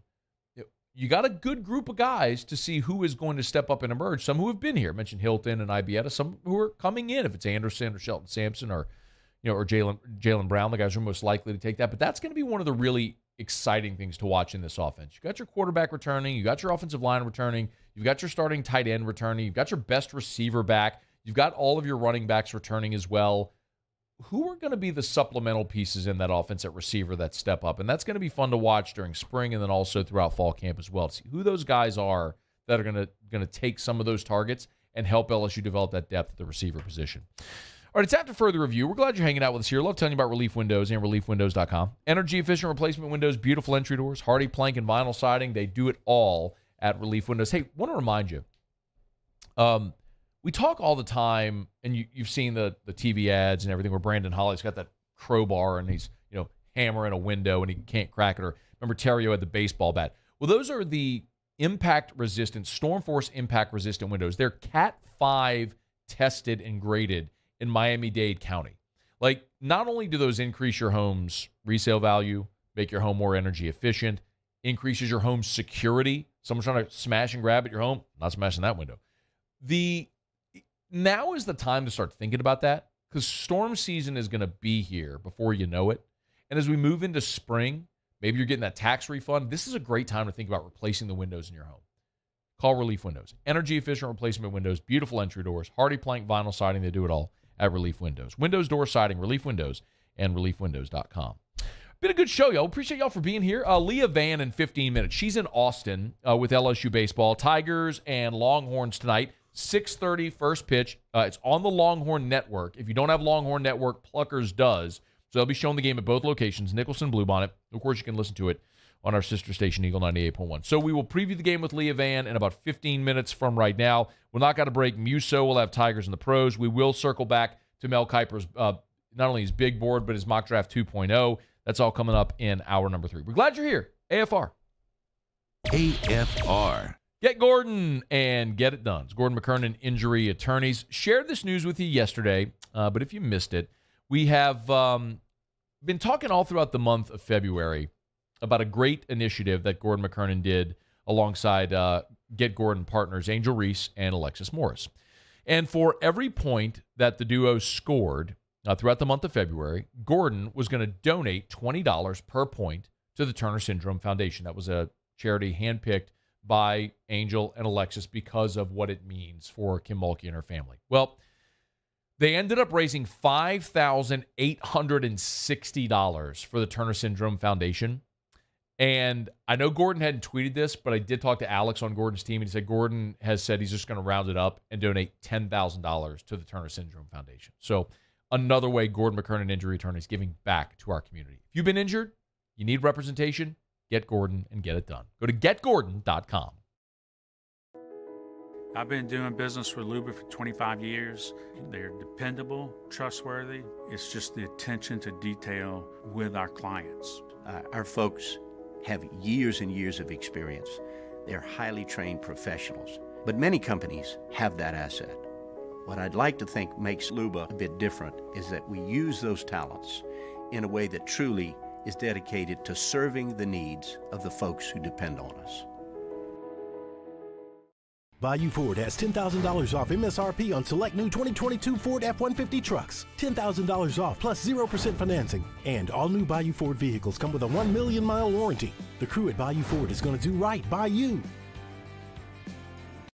Hi, I'm Brandon Landry, founder and CEO of Walk. Hi, my name is Dr. Craig Green. This is Ryan Terrio with HUDCORoofing.com. Hey, it's Matt Moscona. No matter how big your commercial roofing job, HUDCO can help. My patients come to me because they trust that I can get the job done at a high level. Ryan Terrio and Richard Tilley have the same level of trust when it comes to roofing. If you have a roofing issue, call HUDCO Roofing. Give us a call, 364-1007, and we'll come to your house and give you a free inspection. Women who suffer from cardiac arrest outside of a hospital are less likely than men to receive life-saving CPR from bystanders. This is especially true for Black and Latino women. Be the one in your family to help change this statistic by taking the American Heart Association's challenge to learn CPR. Be the beat for someone you love. You can make a difference when it matters most.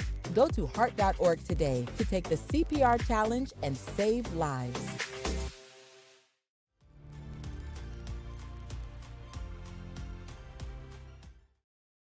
Louisiana.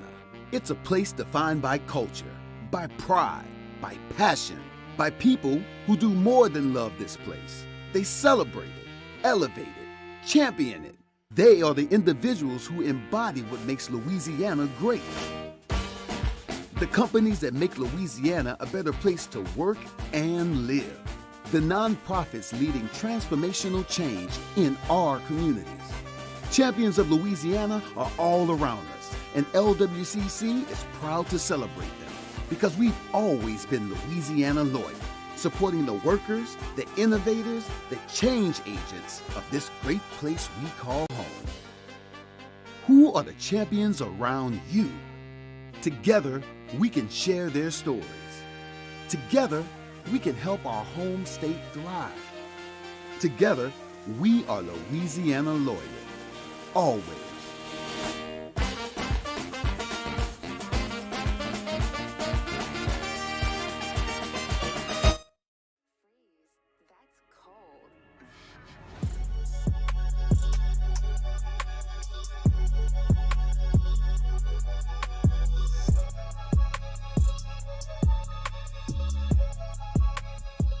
After further review with Matt Moscona, ESPN Baton Rouge, New Orleans, Alexandria. We'll do Tigers and the Pros just a second. LSU has made it official. Breaking news, Muse, breaking news. It is official. Officially official now from LSU. John Jancic named LSU special teams coordinator and outside linebackers coach. Talked about it to start the show today. If you missed my full thoughts, go check it on demand. AFR On Demand, presented by Breck Golf. Book your tee time at golf.breck.org, golf.breck.org. John Jancic, who spent this last year as an analyst for Brian Kelly, moves to an on-field role, coaching outside linebackers and the special teams coordinator. Okay, Muso. Tigers in the Pro. Tigers in the Pros. They still bleed purple and gold. They're just really rich now. Presented by Lee Michaels Fine Jewelry. Lee Michaels Fine Jewelry, where Baton Rouge gets engaged. Kwesi Adolfo Mensah. That's the Vikings general manager. He was asked about an extension for Justin Jefferson at the Combine today. This is what he said. I don't want to be the Vikings GM without that guy on our team. So it's a high priority. We got to make sure that we do it in the order that we can do it in, obviously, given our, all our other decisions we have to make. But it's not just having an elite player, because I think people, maybe they appreciate the talent, maybe they don't. He just wants to win. The first time I met him, actually, we walk in the building, and I made a joke about something else that was happening with the wide receiver at the time, about their contract, and I was like, I just laughed. I say, we won't have any issues. And he says, I just want to put wins on the board. Didn't smile. It wasn't really like this ha-ha thing. It was the way he said it. That's the guy you see on Sunday who won't turn down double teams, whole defense is designed to stop him. He's trying to put the Minnesota Vikings on his back, and he wants to win a championship. When you have people like that in your building, try everything you can to not let them out.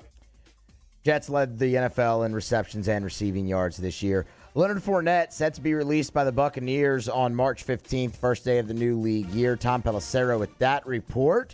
A little bit of an update for you on that. Rick Stroud from the Tampa Bay Times citing Leonard Fournette.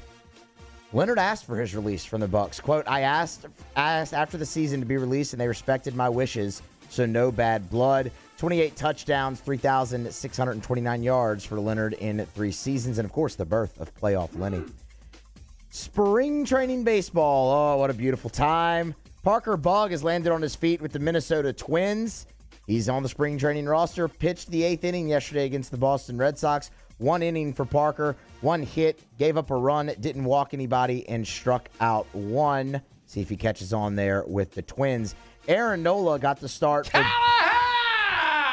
got the start for Philadelphia yesterday against the Pirates. Threw 2 innings, didn't give up a hit. It was shutout baseball as well. 1 walk, 1 strikeout. He was credited with the win, his first of the spring, 1-0.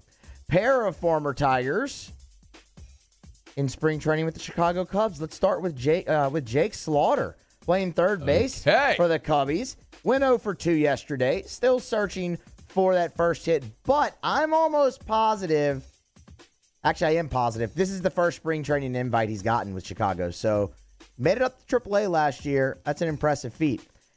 Speaking of making it up to AAA, Cam Sanders. We got to get him up to the pros this year, Chicago. What are we doing? Do it, cowards! Well, I don't know why this didn't happen last year. You were terrible. You're not going to be very good this year.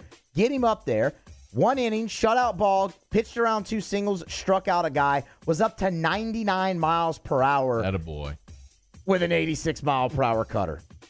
Not very fair. Lastly, Alex Lang. Lang got his first hold of the spring, shutout ball, 1 inning, no walks, no strikeouts for the Tigers.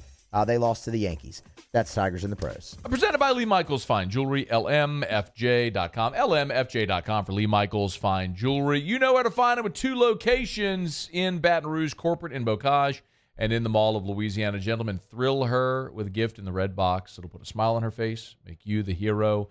It's Lee Michaels Fine Jewelry, where you always get the Lee Michaels experience. LMFJ.com. All right, Leah Vann from Austin joins us next to talk some Tigers and Horns. AFR. Love telling you about Shawbills Tire and Auto Service. ShawbillsTire.com, home of the Charlie's Dozen. You can go to ShawbillsTire.com to learn more about the Charlie's Dozen. That's a dozen benefits extended to you and your vehicle whenever you buy tires at Shawbills, like free tire rotations, free balancing for the life of the tires, free tire repairs, and they extend those benefits to every vehicle in your family, even if you didn't buy those tires at Shawbills. Of course, part of the Charlie's Dozen, Shawbills has their Charlie's price match guarantee, meaning nobody will ever sell you tires cheaper than Shawbills. 18 locations, newest location in Laplace, so check them out wherever you are in South Louisiana. Chances are there is a Shawbills near you. Go to ShawbillsTire.com to find that location, to shop tires online, to schedule service. You can do it at ShawbillsTire.com. That's ShawbillsTire.com. Home of the Charlie's Dozen, Shawbills, where we keep you rolling. Bayou Chrysler Dodge Jeep Ram has $10,000 off new 2022 Ram 1500s. 2022 Ram 1500 trucks on our lot now with $10,000 off MSRP. All new Bayou vehicles come with a 1 million mile warranty. If you need sales or service, the crew at Bayou is going to do right by you. I'm Chris Nakamoto, and here's what I'm working on for my stories on WBRZ Channel 2 tonight. Sheriff's deputies in East Baton Rouge Parish say a recent arrest of a suspected prolific drug dealer highlights the need for more resources to get fentanyl off our streets. Since last year, they've seized 19 pounds of fentanyl. They say it's enough of the deadly drug to kill 90,000 people. Hear what's being done to stiffen penalties for those that sell it. I'm Chris Nakamoto from WBRZ. Watch more tonight on WBRZ Channel 2. I had to leave my parents. I had to move schools. I don't know anyone here. Everything keeps changing. Why is this happening to me? I'm sure glad you're here. Change a child's story. There's a child in foster care waiting for a volunteer like you.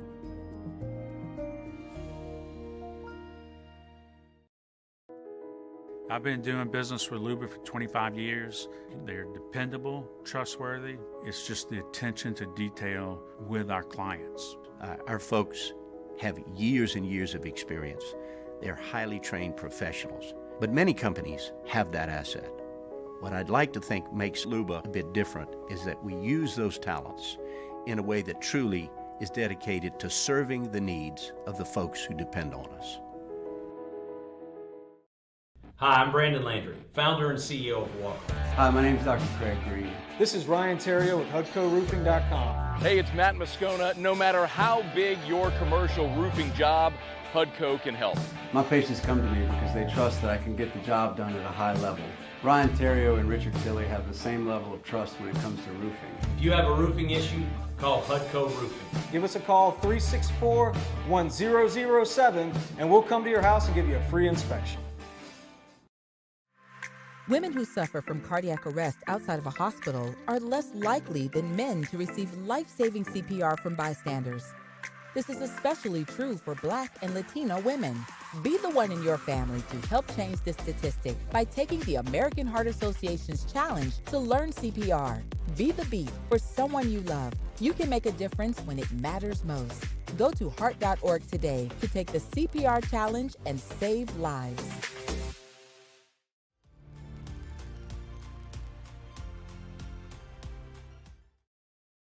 All right, let's say ah. Where'd my spotlight go? Super weird, but we can take care of it. Get in and get better at Patient Plus.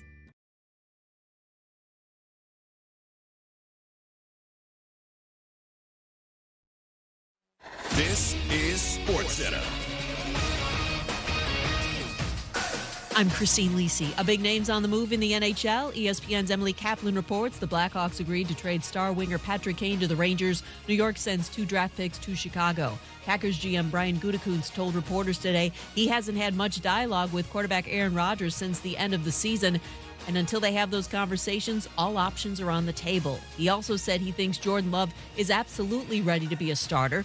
Gutekunst sounding less and less committed to Rodgers, notes ESPN Packers reporter Rob Domofsky. He left it wide open for them to move on, for Rodgers to move on, or for there to be another season of this. But it is definitely less certain today, sounding less certain than it was, a few weeks ago, a month ago, 6 weeks ago. Rob Domofsky on Fitz and Harry. ESPN's Adrian Wojnarowski reports the Lakers expected to reassess LeBron James' injured right foot in 2 weeks, see how much progress he's made, but the timeline on his return is expected to extend beyond that. Suns announced Kevin Durant will make his debut with the team tomorrow night in Charlotte.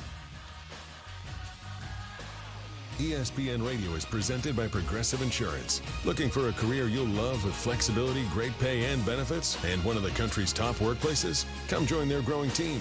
Go to progressive.com/careers and apply online today. Matt Moscona. I'm very important. After further review. Say it one more time. After further review with Matt Moscona. And here we go. ESPN Baton Rouge, New Orleans, Alexandria. Live from the Mercedes-Benz of Baton Rouge studios. That's right.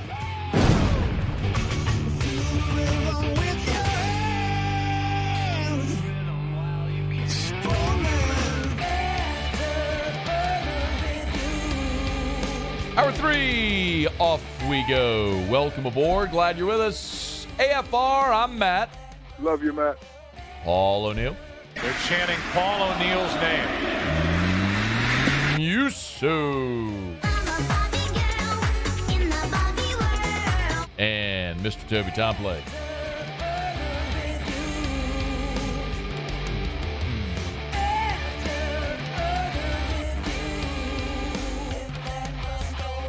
All right, we're here. Glad you are as well. Get out there and make it a good one. 5 o'clock quitting time. Glad you are driving home with us. LSU baseball, 90 minutes away from first pitch.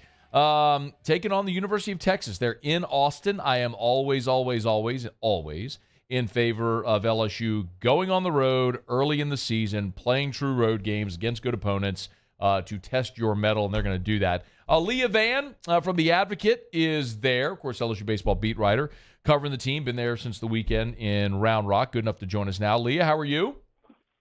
I'm doing well. How are you? I'm doing fantastic, and I am truly honored to have a national award-winning reporter on the show who is not too big for her friends, even though she has been awarded by the Associated Press sports editors and has been awarded in the explanatory feature column for a national recognition from the APSC. Congratulations. Celebrate good times. Crank it up, Muse. Crank it up. Let's go. That's right. Oh, my God. What are you doing to celebrate? You go to a nice dinner? Where are you putting a trophy? Well, one of my good friends from grad school works down here, actually for the Round Rock Express. So he bought me a drink last night, and then I got some peach cherries. So, it's been a great weekend for sure. Good. Well, congratulations. By the way, the story that Leah wrote that won the award is the feature she did before the football season on the Katrina kids, as she put it, the final recruiting class of the players that were displaced from New Orleans by Katrina, sort of, for lack of a better way of putting it, sort of scattered, as many people did after the storm, and are now beginning their college careers, which certainly puts into perspective how long that's been. So Leah did tweet the story if you want to go check it out. But congratulations. That's awesome news. I'm very happy for you. Awesome. Well, thank you so much. Well, thank you for joining us as always. Okay, so you're there in Austin. LSU never left after the Round Rock Classic. Catch us up, Leah, from the game on Sunday. What has the team been doing from Sunday to now? Yeah, so they had practice yesterday. We were able to watch some of it. You know, they had a morning, conditioning workout, and then they had normal baseball practice yesterday evening. Then apparently they had, a great time at hanging out at the hotel in Round Rock, playing ping pong and doing some bonding and stuff like that. And so, they're just been gearing up for Texas, and that's pretty much all that we know. So we do know Thatcher Hurd is going to get the ball tonight. Do you know anything further about maybe what Jay's thinking here, what he and Wes might do, what the pitching plan would be tonight? Yeah, I think, think about the guys who are probably available. Like Christian Little didn't play all weekend, so I would guess that he might actually make an appearance probably after Hurd. And then as far as guys who are not available, obviously, I think Ty Floyd may not be available tonight. Riley Cooper could be available. Okay. I don't know. But yeah, I think the pitching plan is pretty much Hurd, and I think we'll see Little. And as far as closers, I mean, maybe Garrett Edwards will come in, and maybe Nate Ackenhausen just to provide a little left arm action in there. So I think that would probably, those are some good guesses as to who you might see tonight. Leah, do you have an update on, speaking of that, on Trey Morgan and Tommy White? Look, Jay was here yesterday. I know he told you all the same thing, that Trey's 100%. But just from what you've been able to see, practice, maybe pregame right now, what are those guys doing? Yeah, so I saw Tommy White fielding some ground balls yesterday and throwing around a little bit. So okay. I could see, I don't know if he'll return for this game because I think they're trying to proceed with caution with somebody like him. And obviously you can kind of get by playing with Jared Jones at first and Trey Morgan in the outfield. Having that kind of depth really gives LSU the advantage of resting guys a little bit more before conference play. So if I had to guess, I doubt we will see Trey Morgan playing first. Mm-hmm. But he'll definitely be in the field. He'll definitely be in the game. Tommy White, I think, will be your designated hitter again. Then again, I might get the lineup in 10 minutes and be wrong. So, but I did see Tommy White practicing fielding, which I think is a good sign. Okay. I know they normally post the lineup. Usually we can get it about 90 minutes before first pitch, and I haven't seen it posted just yet. I was hoping we would have it so we could talk about it, but I would assume, Leah, and I don't know your feelings on it. I mean, you get to watch every pitch of every game. The lineup we saw on Sunday looked, not only their production, but the order looked really good. Safe assumption they stick with that, or where might they make some changes if they do today? I have to pull up that lineup. You really just put me on the spot there. I guess the only changes you mentioned, Morgan was in left, and it was who started in right? Kling came in late. It was Joe Bear. Joe Bear started in right. Joe Bear. Yeah, Joe Bear started right. I think we'll see him in right field again, especially since he's coming off that big weekend of 2 home runs, a double, a triple, and a single. The guy who kind of slugged his way through Sunday's game. I think he'll definitely be in the lineup at right field. Left field, I guess Josh Pearson was probably starting on Sunday. Trey Morgan, after missing Saturday, Trey Morgan, that's right. Trey Morgan, right. Trey Morgan, probably at left field. Dylan Cruz center field. I like Gavin Dugas at second base. I think that we haven't talked about that enough, but he's made some really good plays in the field, some diving plays, and really gotten some guys out that I don't think last year's team would have. And as far as him being leadoff, I think he's a really good guy who can drain some pitches. So I think that he stays in that leadoff spot too. And especially since he's a veteran, he's very experienced. You want a veteran guy leading off in the order. And Jared Jones obviously is going to keep going because he also has some great at-bats this weekend. I think we can expect pretty much the same lineup. What's it like, Leah? I should start with this. Give us a scene setter, if you would. Little less than 90 minutes to first pitch. What's it like around the ballpark and around Austin? Yeah, so there's tailgates all around the ballpark, which I won't lie, I didn't see a lot of that when I was in school. We were arguably a better team than this year's team. But there were people sitting outside and waiting to get in. The gates just opened. It's 90 minutes before, and I need to get in and get my credential and stuff. But there's quite a few people. I've seen some purple. I've seen a lot of orange. I think we'll see a lot more purple, like, trickling in here. There was a line to get into the parking garage. It took, like, a good 10, 15 minutes. So it's going to be a really good crowd tonight. So safe to say that it's the feeling of an event there tonight. Yeah. Okay. I mean, it used to be at Texas, like, with sports events, there's kind of so many things to do in Austin that you wouldn't draw that much of a crowd. But with the advent of, like, the Occupy Left Field crowd, who has really brought more people to baseball games, because the baseball field is off campus, so it's kind of hard for the students to make it. But I think they have a bus system now, which I was a part of, actually, a marketing organization that instilled that. And so, yeah, I think they've got a better crowd than when I was in undergrad. So, and then you've got a lot of LSU fans, of course. Leah Vann, I was debating, Leah, if I was even going to out you as a Longhorn fan or as a We all know. Let me not say fan. Let me say a proud alum. Okay, and look, you even dyed your hair to match the uniforms. Oh, come on, my hair's natural. I actually have. All right, that was terrible. All right, I get it. That was terrible. You said I have purple fingernails. That is how you stay impartial in a game like this. How well, I don't want to say burnt orange, but your hair color, your fingernails offset each other, so that way you're completely straddling the fence today as you go in. I'm literally dressed in black, so. Like, was that intentional? Oh yeah. I wasn't even going to. I texted you earlier that I was going to joke with you about being a Longhorn alum, but I wasn't even really going to do it. But I'm so glad you did, because that was hilarious. Okay, this means I'm more informed. That's fair. That's fair. It's actually very appropriate. All right, she's on Twitter at @LVan_sports. Give her a follow. Congrats again. Happy for you, and we'll look forward to following you along with the game tonight. Thank you. All right, Leah, be well. That's Leah Vann. Read her stuff in The Advocate. Follow her on Twitter. They're covering the Tigers, as she will be all season long. It's After Further Review. We're glad you're with us here. We're brought to you by the Williamson Eye Center. 924-2020, 924-2020. I was perusing the Facebook earlier today, and I noticed again that Dr. Blake and Dr. Charles Williamson were both in Aspen at a they were presenting. Here it is. They were in Aspen, Colorado at the.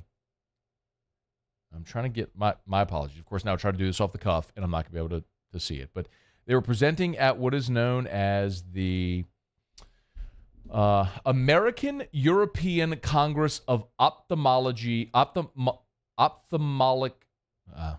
Let's just call it eye surgery. Ophthalmic.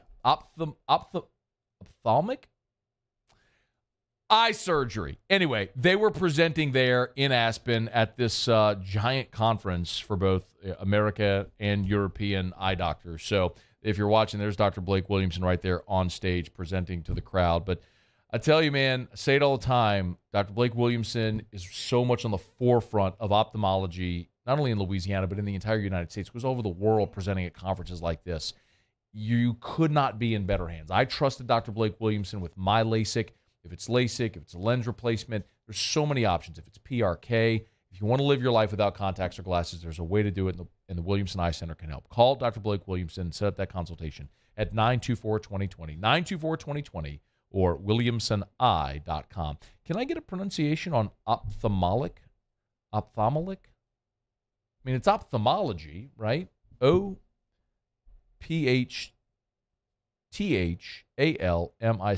Ophthalmic is how that would look. You're asking me? Look, I got my one in today with Kwesi Adolfo Mensah, the GM for the Vikings. So I think I'm you good. Screwed it up too, by the way. I probably did, but I mean, look. I mean, the way this is spelled here is ophthalmic. I'm wondering if they left off a syllable. Could have. OPTHALMIC. Nope, that's it. Ophthalmic.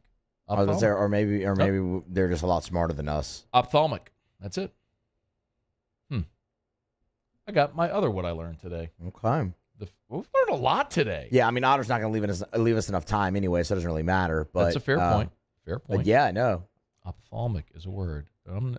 Lee was dropping baseball knowledge so much that he didn't realize Nebraska's playing a volleyball game in their football stadium. Did you know that there was once a time in baseball where you got 8 balls before you got a base on balls? I know that now. 8. That's ridiculous.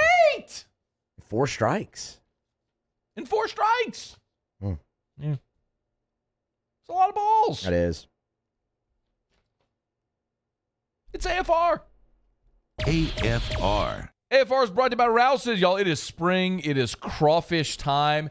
Rouse's has got your crawfish, live and boiled. Hey, I want to remind you, Rouse's, all of the Rouse's locations has their own boiling rooms in them. So it's not like they're buying boiled crawfish from somewhere else or having it shipped in. Every Rouse's location has a boiling room. They boil their crawfish there on site. They bag them, they tag them, they sell them. So walk into Rouse's. You want crawfish tonight? Perfect. You want crawfish? Go into Rouse's. Just walk in, go to the left. Of course, you know the layouts of the stores. Go to the left to the seafood department.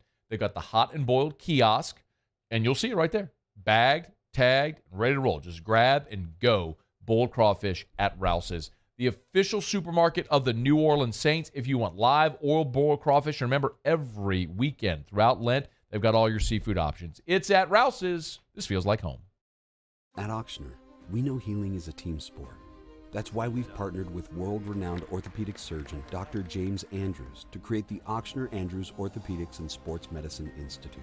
Whether you're a professional athlete or a weekend warrior, our team of specialists are dedicated to getting you back in the game. So whatever your reasons are for reaching your personal best, we've only got one: you. Ochsner Andrews Institute. Long live you. Bayou Ford has $10,000 off MSRP on select new 2022 Ford F-150 trucks. $10,000 off plus 0% financing. And all new Bayou Ford vehicles come with a 1 million mile warranty. The crew at Bayou Ford is going to do right by you. Louisiana. It's a place defined by culture, by pride, by passion, by people who do more than love this place. They celebrate it, elevate it, champion it. They are the individuals who embody what makes Louisiana great. The companies that make Louisiana a better place to work and live. The nonprofits leading transformational change in our communities. Champions of Louisiana are all around us, and LWCC is proud to celebrate them because we've always been Louisiana loyal, supporting the workers, the innovators, the change agents of this great place we call home. Who are the champions around you? Together, we can share their stories. Together, we can help our home state thrive. Together, we are Louisiana loyal. Always.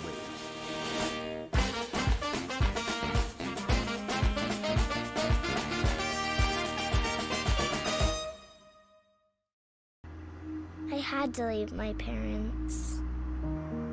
I had to move schools. I don't know anyone here. Everything keeps changing. Why is this happening to me? I'm sure glad you're here. Change a child's story. There's a child in foster care waiting for a volunteer like you.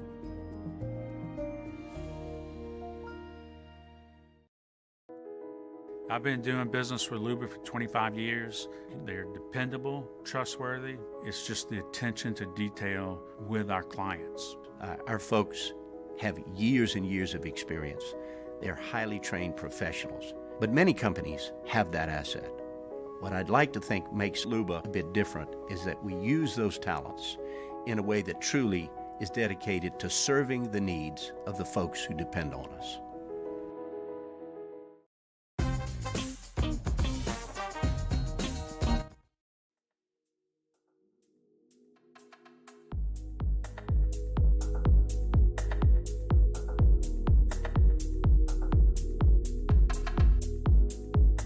After further review with Matt Moscona, ESPN Baton Rouge, New Orleans, Alexandria.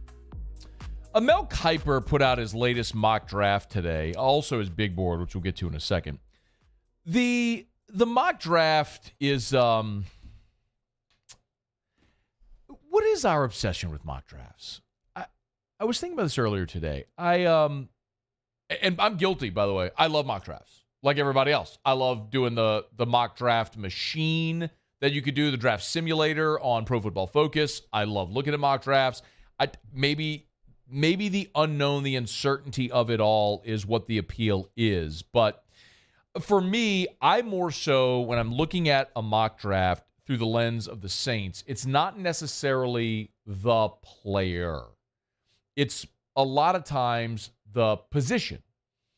Because different people putting together a mock draft may have a different opinion on a certain player who should go a certain place. Like, for example, we talked about Chris Trapasso from CBS, who had his mock draft out yesterday, and he had the Saints taking Zay Flowers, the wide receiver from Boston College, at 29. Mel Kiper's latest big board has Zay Flowers as the number one receiver in this draft. So if that's the case, and that does in fact play out, it's highly unlikely that Zay Flowers is there when the Saints are picking at 29. I wouldn't even want the Saints to take a receiver at 29, but we'll get to that anyway. The Mel Kiper draft, the mock draft, is interesting because he's projecting multiple trades at the top of the draft. We know that the Bears have the first overall pick. He's projecting that Houston, who has the second pick, trades up to number one, so as not to be leapfrog. That's the Saints Chiefs Patrick Mahomes scenario. The Saints were sitting there at 11. Chiefs went ahead of New Orleans one spot, took Mahomes. So essentially what Kiper's projecting is that the Texans will trade up to the number one spot, trade up one spot to make sure nobody else jumps them, and takes Bryce Young from Alabama. That would mean the Bears would go to 2, but then he's also projecting that the Bears would trade back again. Indy, not willing to wait, would move up to 2 and take C.J. Stroud from Ohio State, followed by Will Anderson, number 3, to Arizona, and then you'd see the Bears pick 4, where they would get Jalen Carter out of Georgia. That's an interesting scenario. We've seen mock trades. I don't know that I've seen back-to-back trades involving the Bears at 1 and 2. If you're wondering, he projects another trade, this time involving the NFC South, with Carolina moving up to number 5 to take Will Levis, trading with Seattle to the 5th overall pick to take Will Levis. So it's all about quarterbacks. We understand it. It's quarterback league. Got to have them, and there are some good ones at the top of this draft, or players that are projected to be good ones at the top of this draft. He does project Anthony Richardson to go 9 to Seattle, which is in contrast to what some have seen or projected with Richardson in this draft cycle to maybe climb even higher on draft boards, potentially be the first overall pick. As for the Saints, Mel Kiper has New Orleans going offense, but going tight end. Darnell Washington, the big giant tight end from Georgia, is who Kiper has the Saints taken at 29 overall. And he notes that that would be the 4th tight end taken in the first round. And he notes that the Saints could go in several directions. Defensive line, cornerback, safety. But he notes that they have a huge hole at tight end, which is fair. They drafted Adam Troutman a few years ago in round 3. It hasn't panned out. Juwan Johnson had a nice year, but he's not necessarily your prototypical tight end. So do you continue to bank on Juwan Johnson developing, or do you go get a guy like Darnell Washington, who is your prototype tight end? I don't know what the Saints ultimately will do, but when we started, where I started was, when I look at a mock draft, for me, the most interesting part isn't necessarily the player specifically, but more so the position. Because if you see a consistent position taken by all of the mock drafts, it tells you it might likely be where the Saints are leaning or what their need is. The real challenge here with New Orleans is that every mock draft you look at, go look at a Saints mock draft roundup, and you will see the gamut. Yesterday, we looked at the CBS Sports mock draft, who had the Saints taking receiver at 29, safety at 40. Here's Mel Kiper having the Saints going tight end at 29. We've seen projections with quarterback, Hendon Hooker, with either the 29th or the 40th pick. We've seen the Saints taking edge rusher, defensive line, and for me, that is the bold, italic, underline, exclamation. That is the major issue here. Because what that speaks to is you don't have just one glaring need. We all know quarterback, but you're not likely to find one at 29 that's worthy of the 29th pick. Not saying it doesn't happen, okay? Jalen Hurts was a second rounder. Lamar Jackson was the last pick of round 1. We see it all the time. I get it. But my point is, usually the best quarterbacks are being taken at the top of the draft, like what Kuiper's projecting. 3 of the first 5 picks being quarterbacks, all of them involving trades for teams going up to get their player. So the problem, though, for New Orleans is, could the Saints use a tight end? Sure. Yes. It's not worked out with Adam Troutman. Juwan Johnson's not a true tight end. Could the Saints use an offensive lineman? Yeah. James Hurst isn't your franchise left tackle. You hope Trevor Penning will be. Andrus Pete's very likely a cap casualty this year. Penning slides into one of those spots. Could you use an offensive tackle, a guard, if Penning plays tackle? Yes. Could you use a true number 2 wide receiver behind Chris Olave? Absolutely. Is that your most glaring need? No. Saints desperately need a running back. I mean, you had Eno Benjamin and David Johnson taking meaningful snaps for you late in the season, and you're likely going to be missing Alvin Kamara for 6 games this year. The Saints right now have 1 defensive lineman, the true defensive tackle, 1 under contract. Your only defensive ends are an aging Cam Jordan, Carl Granderson, and Tano Passanio. See what you might get out of Peyton Turner? Maybe. Does Marcus Davenport walk in free agency? Probably. I could absolutely use a linebacker. I feel good about corner. Safety was a disappointment. Tyrann Mathieu aging. Marcus May didn't really pan out last year.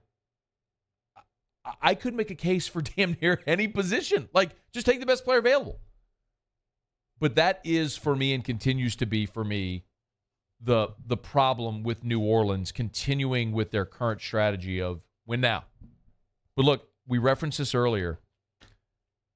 Sean Fazende did a great job. Fox 8 New Orleans did a great job, sat down with Kai Harley and talked about the Saints and how they view the cap and this whole strategy. Can you play this one again? Can you play number 4? This was Kai Harley with Sean Fazende with the Saints' approach with everything they do. That's one of the things I love about being here is that winning always takes precedent, and all of the moves that we make as a collective are all under the presumption that it's going to help us win. Of course you want to win, but the inference there was win now. And the Saints aren't in a great spot to win now, at least not to win big. And this was Kai Harley on how he views the cap. Everybody looks at the salary cap in sort of this illusory sort of way, and yet I look at it as more of an accounting mechanism, right? So my accounting background, you have, GAAP principles that you use in accounting, and you have the CBA that guides, salary cap construction or contract construction. When you hear him say that, of course, it's brilliant. It's his job. It's a mechanism to be used and potentially misused and manipulated, which is what the Saints do. Adding the voidable years on the end of deals, how they structure things, signing bonus, salary, move stuff into future years. And it all works for now. The problem is what it means for you in the future. It's buying on credit, and ultimately that bill comes due. So I'm going to keep hammering this to and through the draft. The Saints have one way out of this mess, just one. It's just one. You have got to nail your draft. It's the only way to do it. Because under the new CBA that's been in place since 2011, when everything was restructured, you cap rookie deals, you pay your free agents. So if you have a bunch of young star players and starting players on your team on rookie deals, that's how you can reset your cap. That's how you can do it. You're not paying a quarterback $50 million. Yes, you have some star players that are under bad contracts right now. But the way you can get that back in order, as the salary cap continues to rise, as revenue goes up and will under the new media rights deal, if you're able to get younger, that's how you can do it. That's how you can do it. But they got to nail this draft. All right, it's after further review. I do want to let me break. Let me break and come back. Mel Kiper also put out his updated big board today. I have some thoughts on what that means for LSU football in 2023. We'll talk about that when we come back. Stick around here. It's AFR. AFR. Brought to you by Hudco Roofing, HudcoRoofing.com. Do business with someone you know. Hey, I want to remind you, we were on a Hudco call today, me and the whole Hudco team. Well, it was the Hudco team. I'm just on it. And one of the things a lot of our inspectors are pointing out is, we're coming up on the 2-year anniversary of Hurricane Ida. And you may not know this, but you have 2 years from an event to file a claim. So we're still every day on the street seeing homeowners or business owners, property owners that have Ida damage that never filed a claim. It's not too late, but the time is ticking. You have until that storm date in August to file that claim for Ida damage. So if you had hurricane damage or think you might have had wind or hail damage because of Ida, give us a call. Let us come give you a free, no-obligation roofing inspection. It's Hudco Roofing and HudcoRoofing.com. HudcoRoofing.com. There it is, the extra mile, on the border of expected and extraordinary, for those willing to go further, like vans customized for work or play, with safety and tech to keep you connected, supported by a 5-star sales, service, and finance team, and backed by the 1-star you know. So go the extra mile. It's never crowded, because so few have what it takes to go there. Mercedes-Benz Vans. I've been doing business with Luba for 25 years. They're dependable, trustworthy. It's just the attention to detail with our clients. Our folks have years and years of experience. They're highly trained professionals. But many companies have that asset. What I'd like to think makes Luba a bit different is that we use those talents in a way that truly is dedicated to serving the needs of the folks who depend on us. Moon Griffon is back. The voice of Louisiana politics makes his return to Baton Rouge. Catch the Moon Griffon Show weekdays from 9 to 11 a.m. on Talk 107.3. Hi, I'm Brandon Landry, founder and CEO of Walker. Hi, my name is Dr. Craig Green. This is Ryan Terrio with HudcoRoofing.com. Hey, it's Matt Moscona. No matter how big your commercial roofing job, Hudco can help. My patients come to me because they trust that I can get the job done at a high level. Ryan Terrio and Richard Tilley have the same level of trust when it comes to roofing. If you have a roofing issue, call Hudco Roofing. Give us a call, 364-1007, and we'll come to your house and give you a free inspection.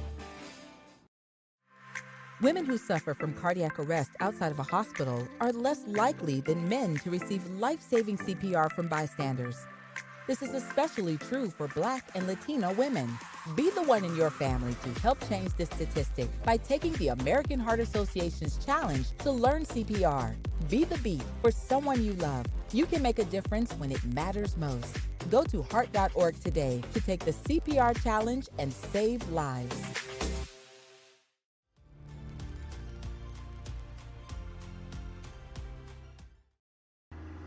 I had to leave my parents. I had to move schools. I don't know anyone here. Everything keeps changing.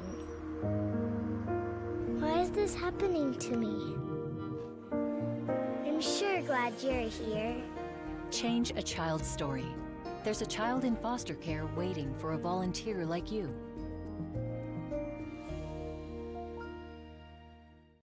Bayou Ford has $10,000 off MSRP on select new 2022 Ford F-150 trucks. $10,000 off.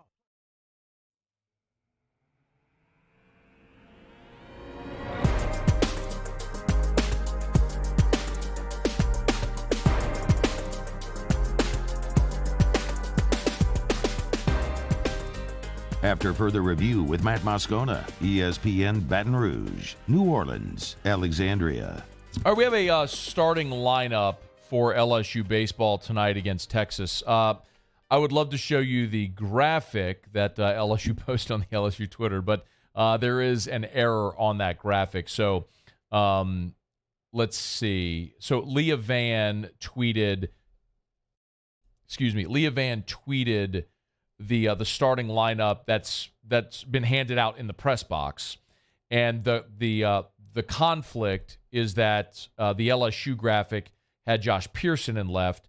The graphic the picture that Leah tweeted has Trey Morgan in left. I did just text Leah. The picture of the lineup she tweeted is the correct one. The graphic from LSU is the typo. A long way to say Trey Morgan starting in left field. So if you see the lineup, Morgan's in left. So here's the starting lineup for LSU. We'll run through it.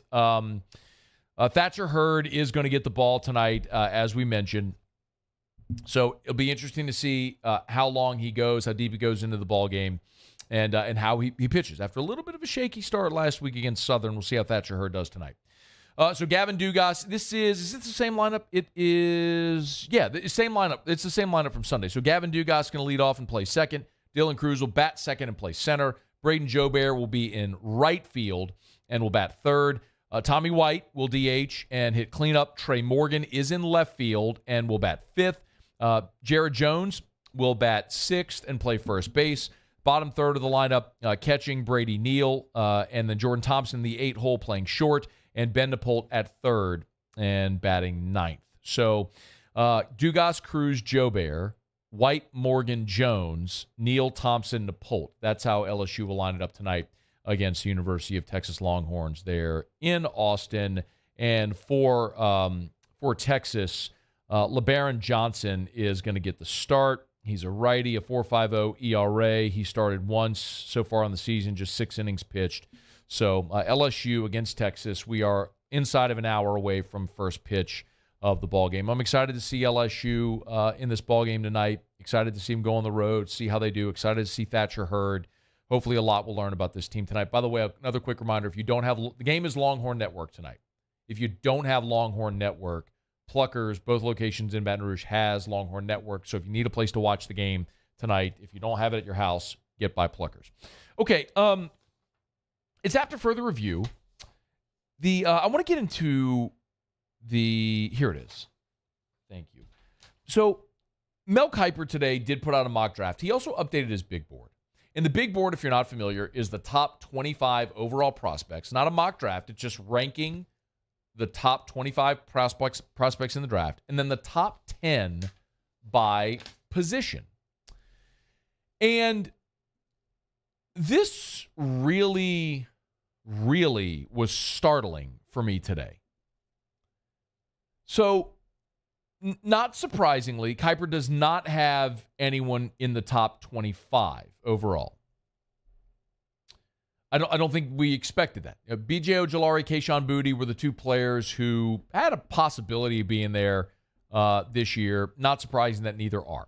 So, as Kiper goes through his top 10 at each position, no quarterbacks, no running backs, no fullbacks. That's not surprising. There wouldn't be anyone in the running there. He does have Keishon Boutte as the 9th best receiver in this year's draft. So Zay Flowers, who we mentioned from Boston College, Jackson Smith and Jigba, Quentin Johnson, Jordan Addison, Jalen Hyatt, Jaden Reed from Michigan State, Josh Downs, Cedric Tillman, and then Keishon Boutte. So Boutte, the 9th best receiver. No tight ends. No offensive tackles. No offensive guards. So meaning Anthony Bradford, excuse me. Got baseball in my brain. Anthony Bradford, not in the top 10. No centers.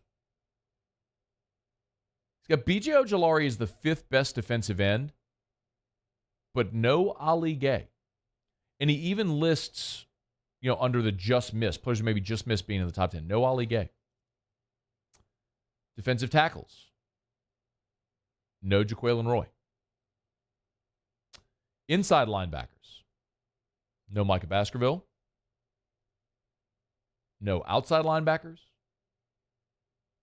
No cornerbacks. No safeties. Meaning no Jarek Bernard-Converse, no Mekhi Gardner, no Jay Ward. Going position by position, ranking the top 10 and those who just missed the cut. At every position on the field, Mel Kiper has 2 LSU players. Kayshon Boutte, B.J. Ojulari. That's it. Now, 9 LSU players are invited to the Combine. And all 9 of them have a chance to get drafted. Kayshon Boutte, B.J. Ojulari, Ali Gay, Jay Ward, Jaquelin Roy, Jeray Jenkins, Micah Baskerville, Mekhi Gardner, Anthony Bradford. All 9 of those guys have a chance to be drafted. And Jarek Bernard-Converse, I think, has a chance to be drafted as well. So you could see the number of drafted players from LSU actually look pretty respectable this year.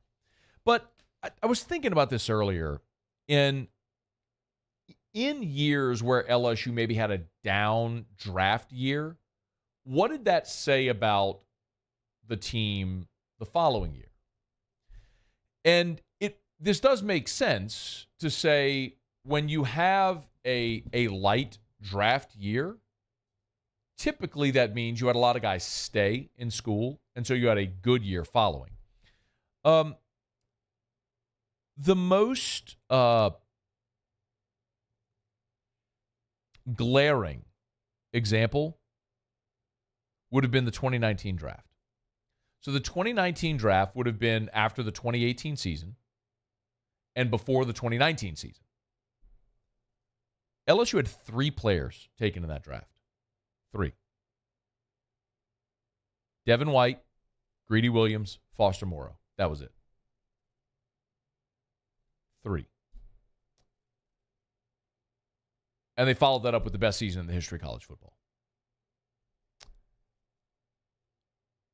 The 2016 draft had only 5 players taken and did not have a first rounder. The reason I bring that up is because the 2016 season, we'll all remember 2016 for when Ed Ogeron took over as an interim when Les Miles got fired 4 games into the season. What most people forget about that draft, or about that team, is everybody came back. LSU won the Texas Bowl against Patrick Mahomes and Texas Tech in 2015, and everybody came back in 2016. Ethan Posick came back. Tre'Davious White came back. You had Devon Gottschall. You had Arden Key. Kendall Beckwith came back for a senior season. Duke Riley was back for a senior season. That was a loaded team. People forget how loaded 2016 was. I mean, Will Clapp, Ethan Posick, Maya Tehuma, who was a 5-star. I mean, your receivers were DJ Chark and Malachi Dupree. Russell Gage was your number 3 on that team. Your running backs were Fournette, Geist, Darrell Williams. I mean, you were loaded on that team. All those guys chose to come back. Now, this is a little different because you lost a lot of guys to the draft. I mean, it's disappointing losing Jaquelin Roy early. It's disappointing seeing Anthony Bradford go. Nobody's surprised about B.J. Ojulari or Ali Gay, but the difference, though, I think, is how they've been able, with the transfer portal, to stockpile the roster and the guys that you do have coming back, because you do return a ton of talent. And not necessarily guys who were draft eligible who chose to come back, underclassmen who played very well for you, and then in spots you've been able to improve. But my point is, there is a history to suggest that when you have a weak draft, the following year tends to be a good season because you had a lot of guys choose to stay. We'll see if that's the case for LSU this year. Again, Mel Kiper, just 2 players among his top 10 at any position on his big board. Kayshon Boutte, the 9th best receiver. B.J. Ojulari, the 5th best defensive end. All right, it's after further review. We're brought to you by Mold Zero, mold-0usa.com, mold-0usa.com. Check them out online. Call Jim Woodworth and the gang over at Mold Zero. Listen, it's Louisiana. It's wet and humid. We have mold. It happens. But mold can be dangerous. It can also be costly and disruptive to get rid of. Doesn't have to be. Just call Mold Zero. Call Mold Zero. They'll spray their patented non-toxic dry fog treatment. As soon as the mold dissipates, you can go back into your home, your office, whatever the building is, mold-free, free of odor and other pathogens. It's Mold Zero. Go to the website. They have the entire U.S. Army Corps of Engineers report on the Mold Zero treatment process if you want to check it out. Servicing all of Greater Baton Rouge and all of Greater New Orleans. So go to the website and get the phone number for the 225 or the 504. It's right there at the top of the homepage at mold-0usa.com, mold-zerousa.com. All right, y'all, it's after further review. Been a really good show. We appreciate you for being here. If you missed it, opened up the show today talking about what LSU has now confirmed, which is that John Jancic has been promoted from his analyst role to LSU's outside linebackers coach and special teams coordinator. Bob Diaco has joined LSU staff as an analyst. Sean Fazende was here, had a great conversation, sort of setting the stage for the combine for LSU. Also talked about his one-on-one with with Saints capologist Kai Harley. We had Lee Feinswog with us. We talked to Mel Kiper mock draft. Leah Vann was here earlier this hour. We talked some baseball. Pell's disappointing loss. Been a really busy show. So if you missed anything, AFR On Demand, presented by Brett Golf. On your favorite podcast app, just search After Further Review, or, of course, on the Watch 104.5 ESPN YouTube channel. If you are watching us live on YouTube, thank you. Please smash that like button. If you don't watch us live on YouTube, you can always watch us on WBTR, cable channel 19 in Baton Rouge.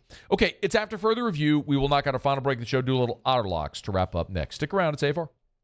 AFR. AFR is brought to you by Clegg's Nursery, 4 locations in the greater Baton Rouge area. Siga near Airline, LA 16 in Denham, Mid-City on Donmore, and the Garden Center on Greenwell Springs. Tell you every single day to buy local and shop local. Y'all, it is time. Spring is here. Spring has sprung. It is 80 degrees right now, high of 85 today. Everything is greening up. The azaleas are blooming. It is time to get in your garden. It is time to just plant something. Go to Clegg's, pick out those beautiful flowers. Maybe it's rose bushes. Find your favorite flower, plant, tree, shrub, whatever it is. If it's Johnny Naylor seeds, if you want to get that vegetable garden in the ground, do it now at Clegg's. And remember, Clegg's is partnered with True Value Hardware Store. I know I say this a lot, but it's great local business that helps save you time, and you're supporting a great local business.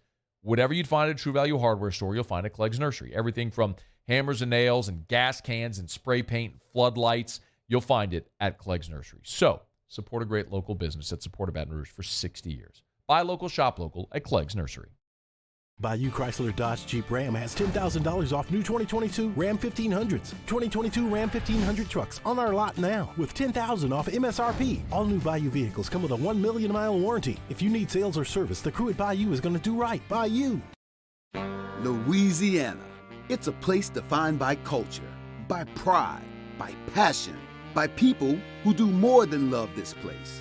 They celebrate it, elevate it, champion it. They are the individuals who embody what makes Louisiana great. The companies that make Louisiana a better place to work and live. The nonprofits leading transformational change in our communities.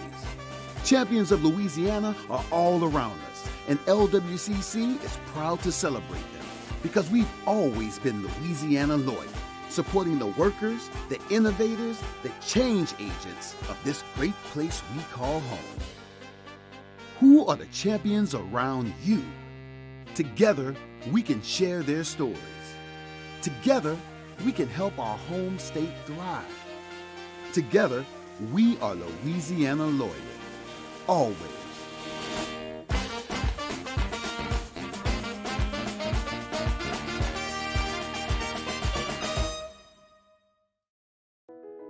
I've been doing business with Luba for 25 years. They're dependable, trustworthy. It's just the attention to detail with our clients. Our folks have years and years of experience. They're highly trained professionals, but many companies have that asset. What I'd like to think makes Luba a bit different is that we use those talents in a way that truly is dedicated to serving the needs of the folks who depend on us. Women who suffer from cardiac arrest outside of a hospital are less likely than men to receive life-saving CPR from bystanders. This is especially true for Black and Latino women. Be the one in your family to help change this statistic by taking the American Heart Association's challenge to learn CPR. Be the beat for someone you love. You can make a difference when it matters most. Go to heart.org today to take the CPR challenge and save lives.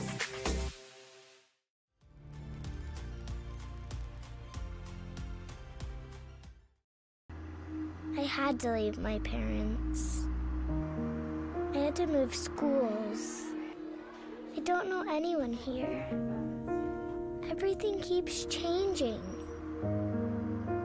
Why is this happening to me? I'm sure glad you're here. Change a child's story. There's a child in foster care waiting for a volunteer like you.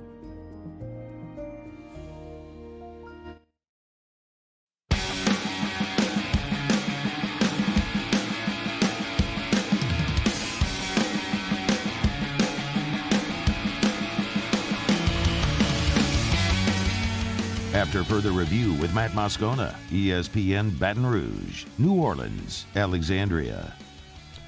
Down the stretch, we come final segment here on a Tuesday edition of AFR. One thing left to do. Let's find out what we're betting on tonight. It's time for Otterlocks. Otterlocks, presented by Lofton Staffing Services. At Lofton, we put people to work. Call us today at 924-0200 or go to lofton.jobs. So we turn to the one and only, the incomparable and of an incomprehensible, the Ottfather himself, Jimmy Ott. Otter, how are you? Good, brother. We're still here. Mike Anderson, getting ready for another busy Tuesday night. All right, man. We got a full slate of games. Looking forward to it. What are we looking at tonight? All right. First of all, Arkansas in the SEC, we're on that, Nick Smith, man, when he scored 26 against Georgia at home, okay, that's Georgia at home. Didn't shoot a great percentage in Tuscaloosa. Kind of a volume shooter, but, man, he just gives them a whole nother dimension, man. He's going to score. He can be hot. He can get going spurts like he did when they cut that 13-point lead all the way down to 1 at the end of the game. So we're going with Arkansas plus 6.5. Tennessee routing South Carolina doesn't a whole lot for me. I think this is going to be a very, very close game. Maybe even Arkansas sprinkle a little money line on that one. Okay. I'm looking at 5.5 at DraftKings. You like 5.5 or buy it to 6? Yeah, buy it to 6. Okay. Buy it to 6. Yeah, that's gone down. It was 6.5 earlier in the day. So understandably so. The next one, we're going to ride Villanova again, double-digit winner on Saturday. They've got 2 quad 1 wins, the last 2 wins at Xavier and at home against Creighton. And, Justin Moore did it a different way this time. He scored 25 on the road to win against Xavier, but the guy he got hurt in the regional final last year and he missed the semifinal. But anyway, he didn't score many points Saturday. He had 8 assists and 0 rebounds, sort of as a point forward. So we like them tonight at Seton Hall. Seton Hall is offensively challenged. It's 1.5 pretty much everywhere. Buy it down to 1 with Villanova. All right. Arkansas at plus 6. Villanova laying 1. Anything else you like tonight or keeping an eye on? All right. Indiana at home and then 2 quick money line parlays. Indiana, again, Iowa. That was the crap sandwich of the week. My plus 5.5, Michigan State at Iowa. They scored 101 in regulation. They couldn't score 5.5. Give me Indiana at home. Iowa is day and night on the road and at home. Indiana's surging right now. Okay. Big win on Saturday. Give me Indiana. Buy it down to 5. And here is our money line parlays for you, Matthew. Let me see here. Okay, first of all, in the NBA, no LeBron, Memphis at home. These are money line parlay. And then it's just don't make it too complicated. Fading Spurs and fading the Rockets. I think they combined for 24 straight losses. Utah and Denver. Memphis, Utah, Denver is right around even money. All right, Memphis, Utah, and Denver. By the way, Memphis gets started at 6. Memphis and the Lakers is a 6:30 tip. So if you're going to play this money line parlay, get it in here shortly. So Memphis, Utah, and Denver a money line parlay. What else you got coming up tonight, Otter? Matt Humans with golf pick, another big one, the Arnold Palmer this weekend. So we'll get their golf picks. Also, Matt's really he's the senior editor for the college basketball portion of Point Spread Weekly from Beeston, and so we're going to talk a lot of college hoops. It's going down the stretch, man. The small tournaments are underway this week as championship week has begun in college basketball. Game Time with Jimmy Ott follows us in Baton Rouge. If you're not in Baton Rouge, online at 1045ESPN.com or the Game Time with Jimmy Ott Facebook page. Thank you, Otter. Thank you, Matt. All right, man. Have a great show. To after further review, talk to you about ProCharge EV, ProChargeEV.com. Electric vehicle charging stations for your home, for your office building, and car dealerships. Saw the EV ads at the Super Bowl.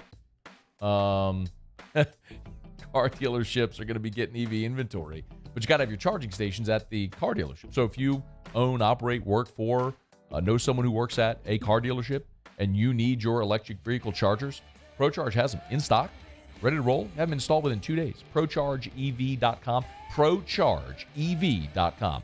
All right, that's going to do it for us. Hey, we got time for what we learned. Yes, what'd you learn? They're going to play volleyball at Memorial Stadium in Nebraska. They are going to do that. Paulie, did you learn anything? At least I took mine.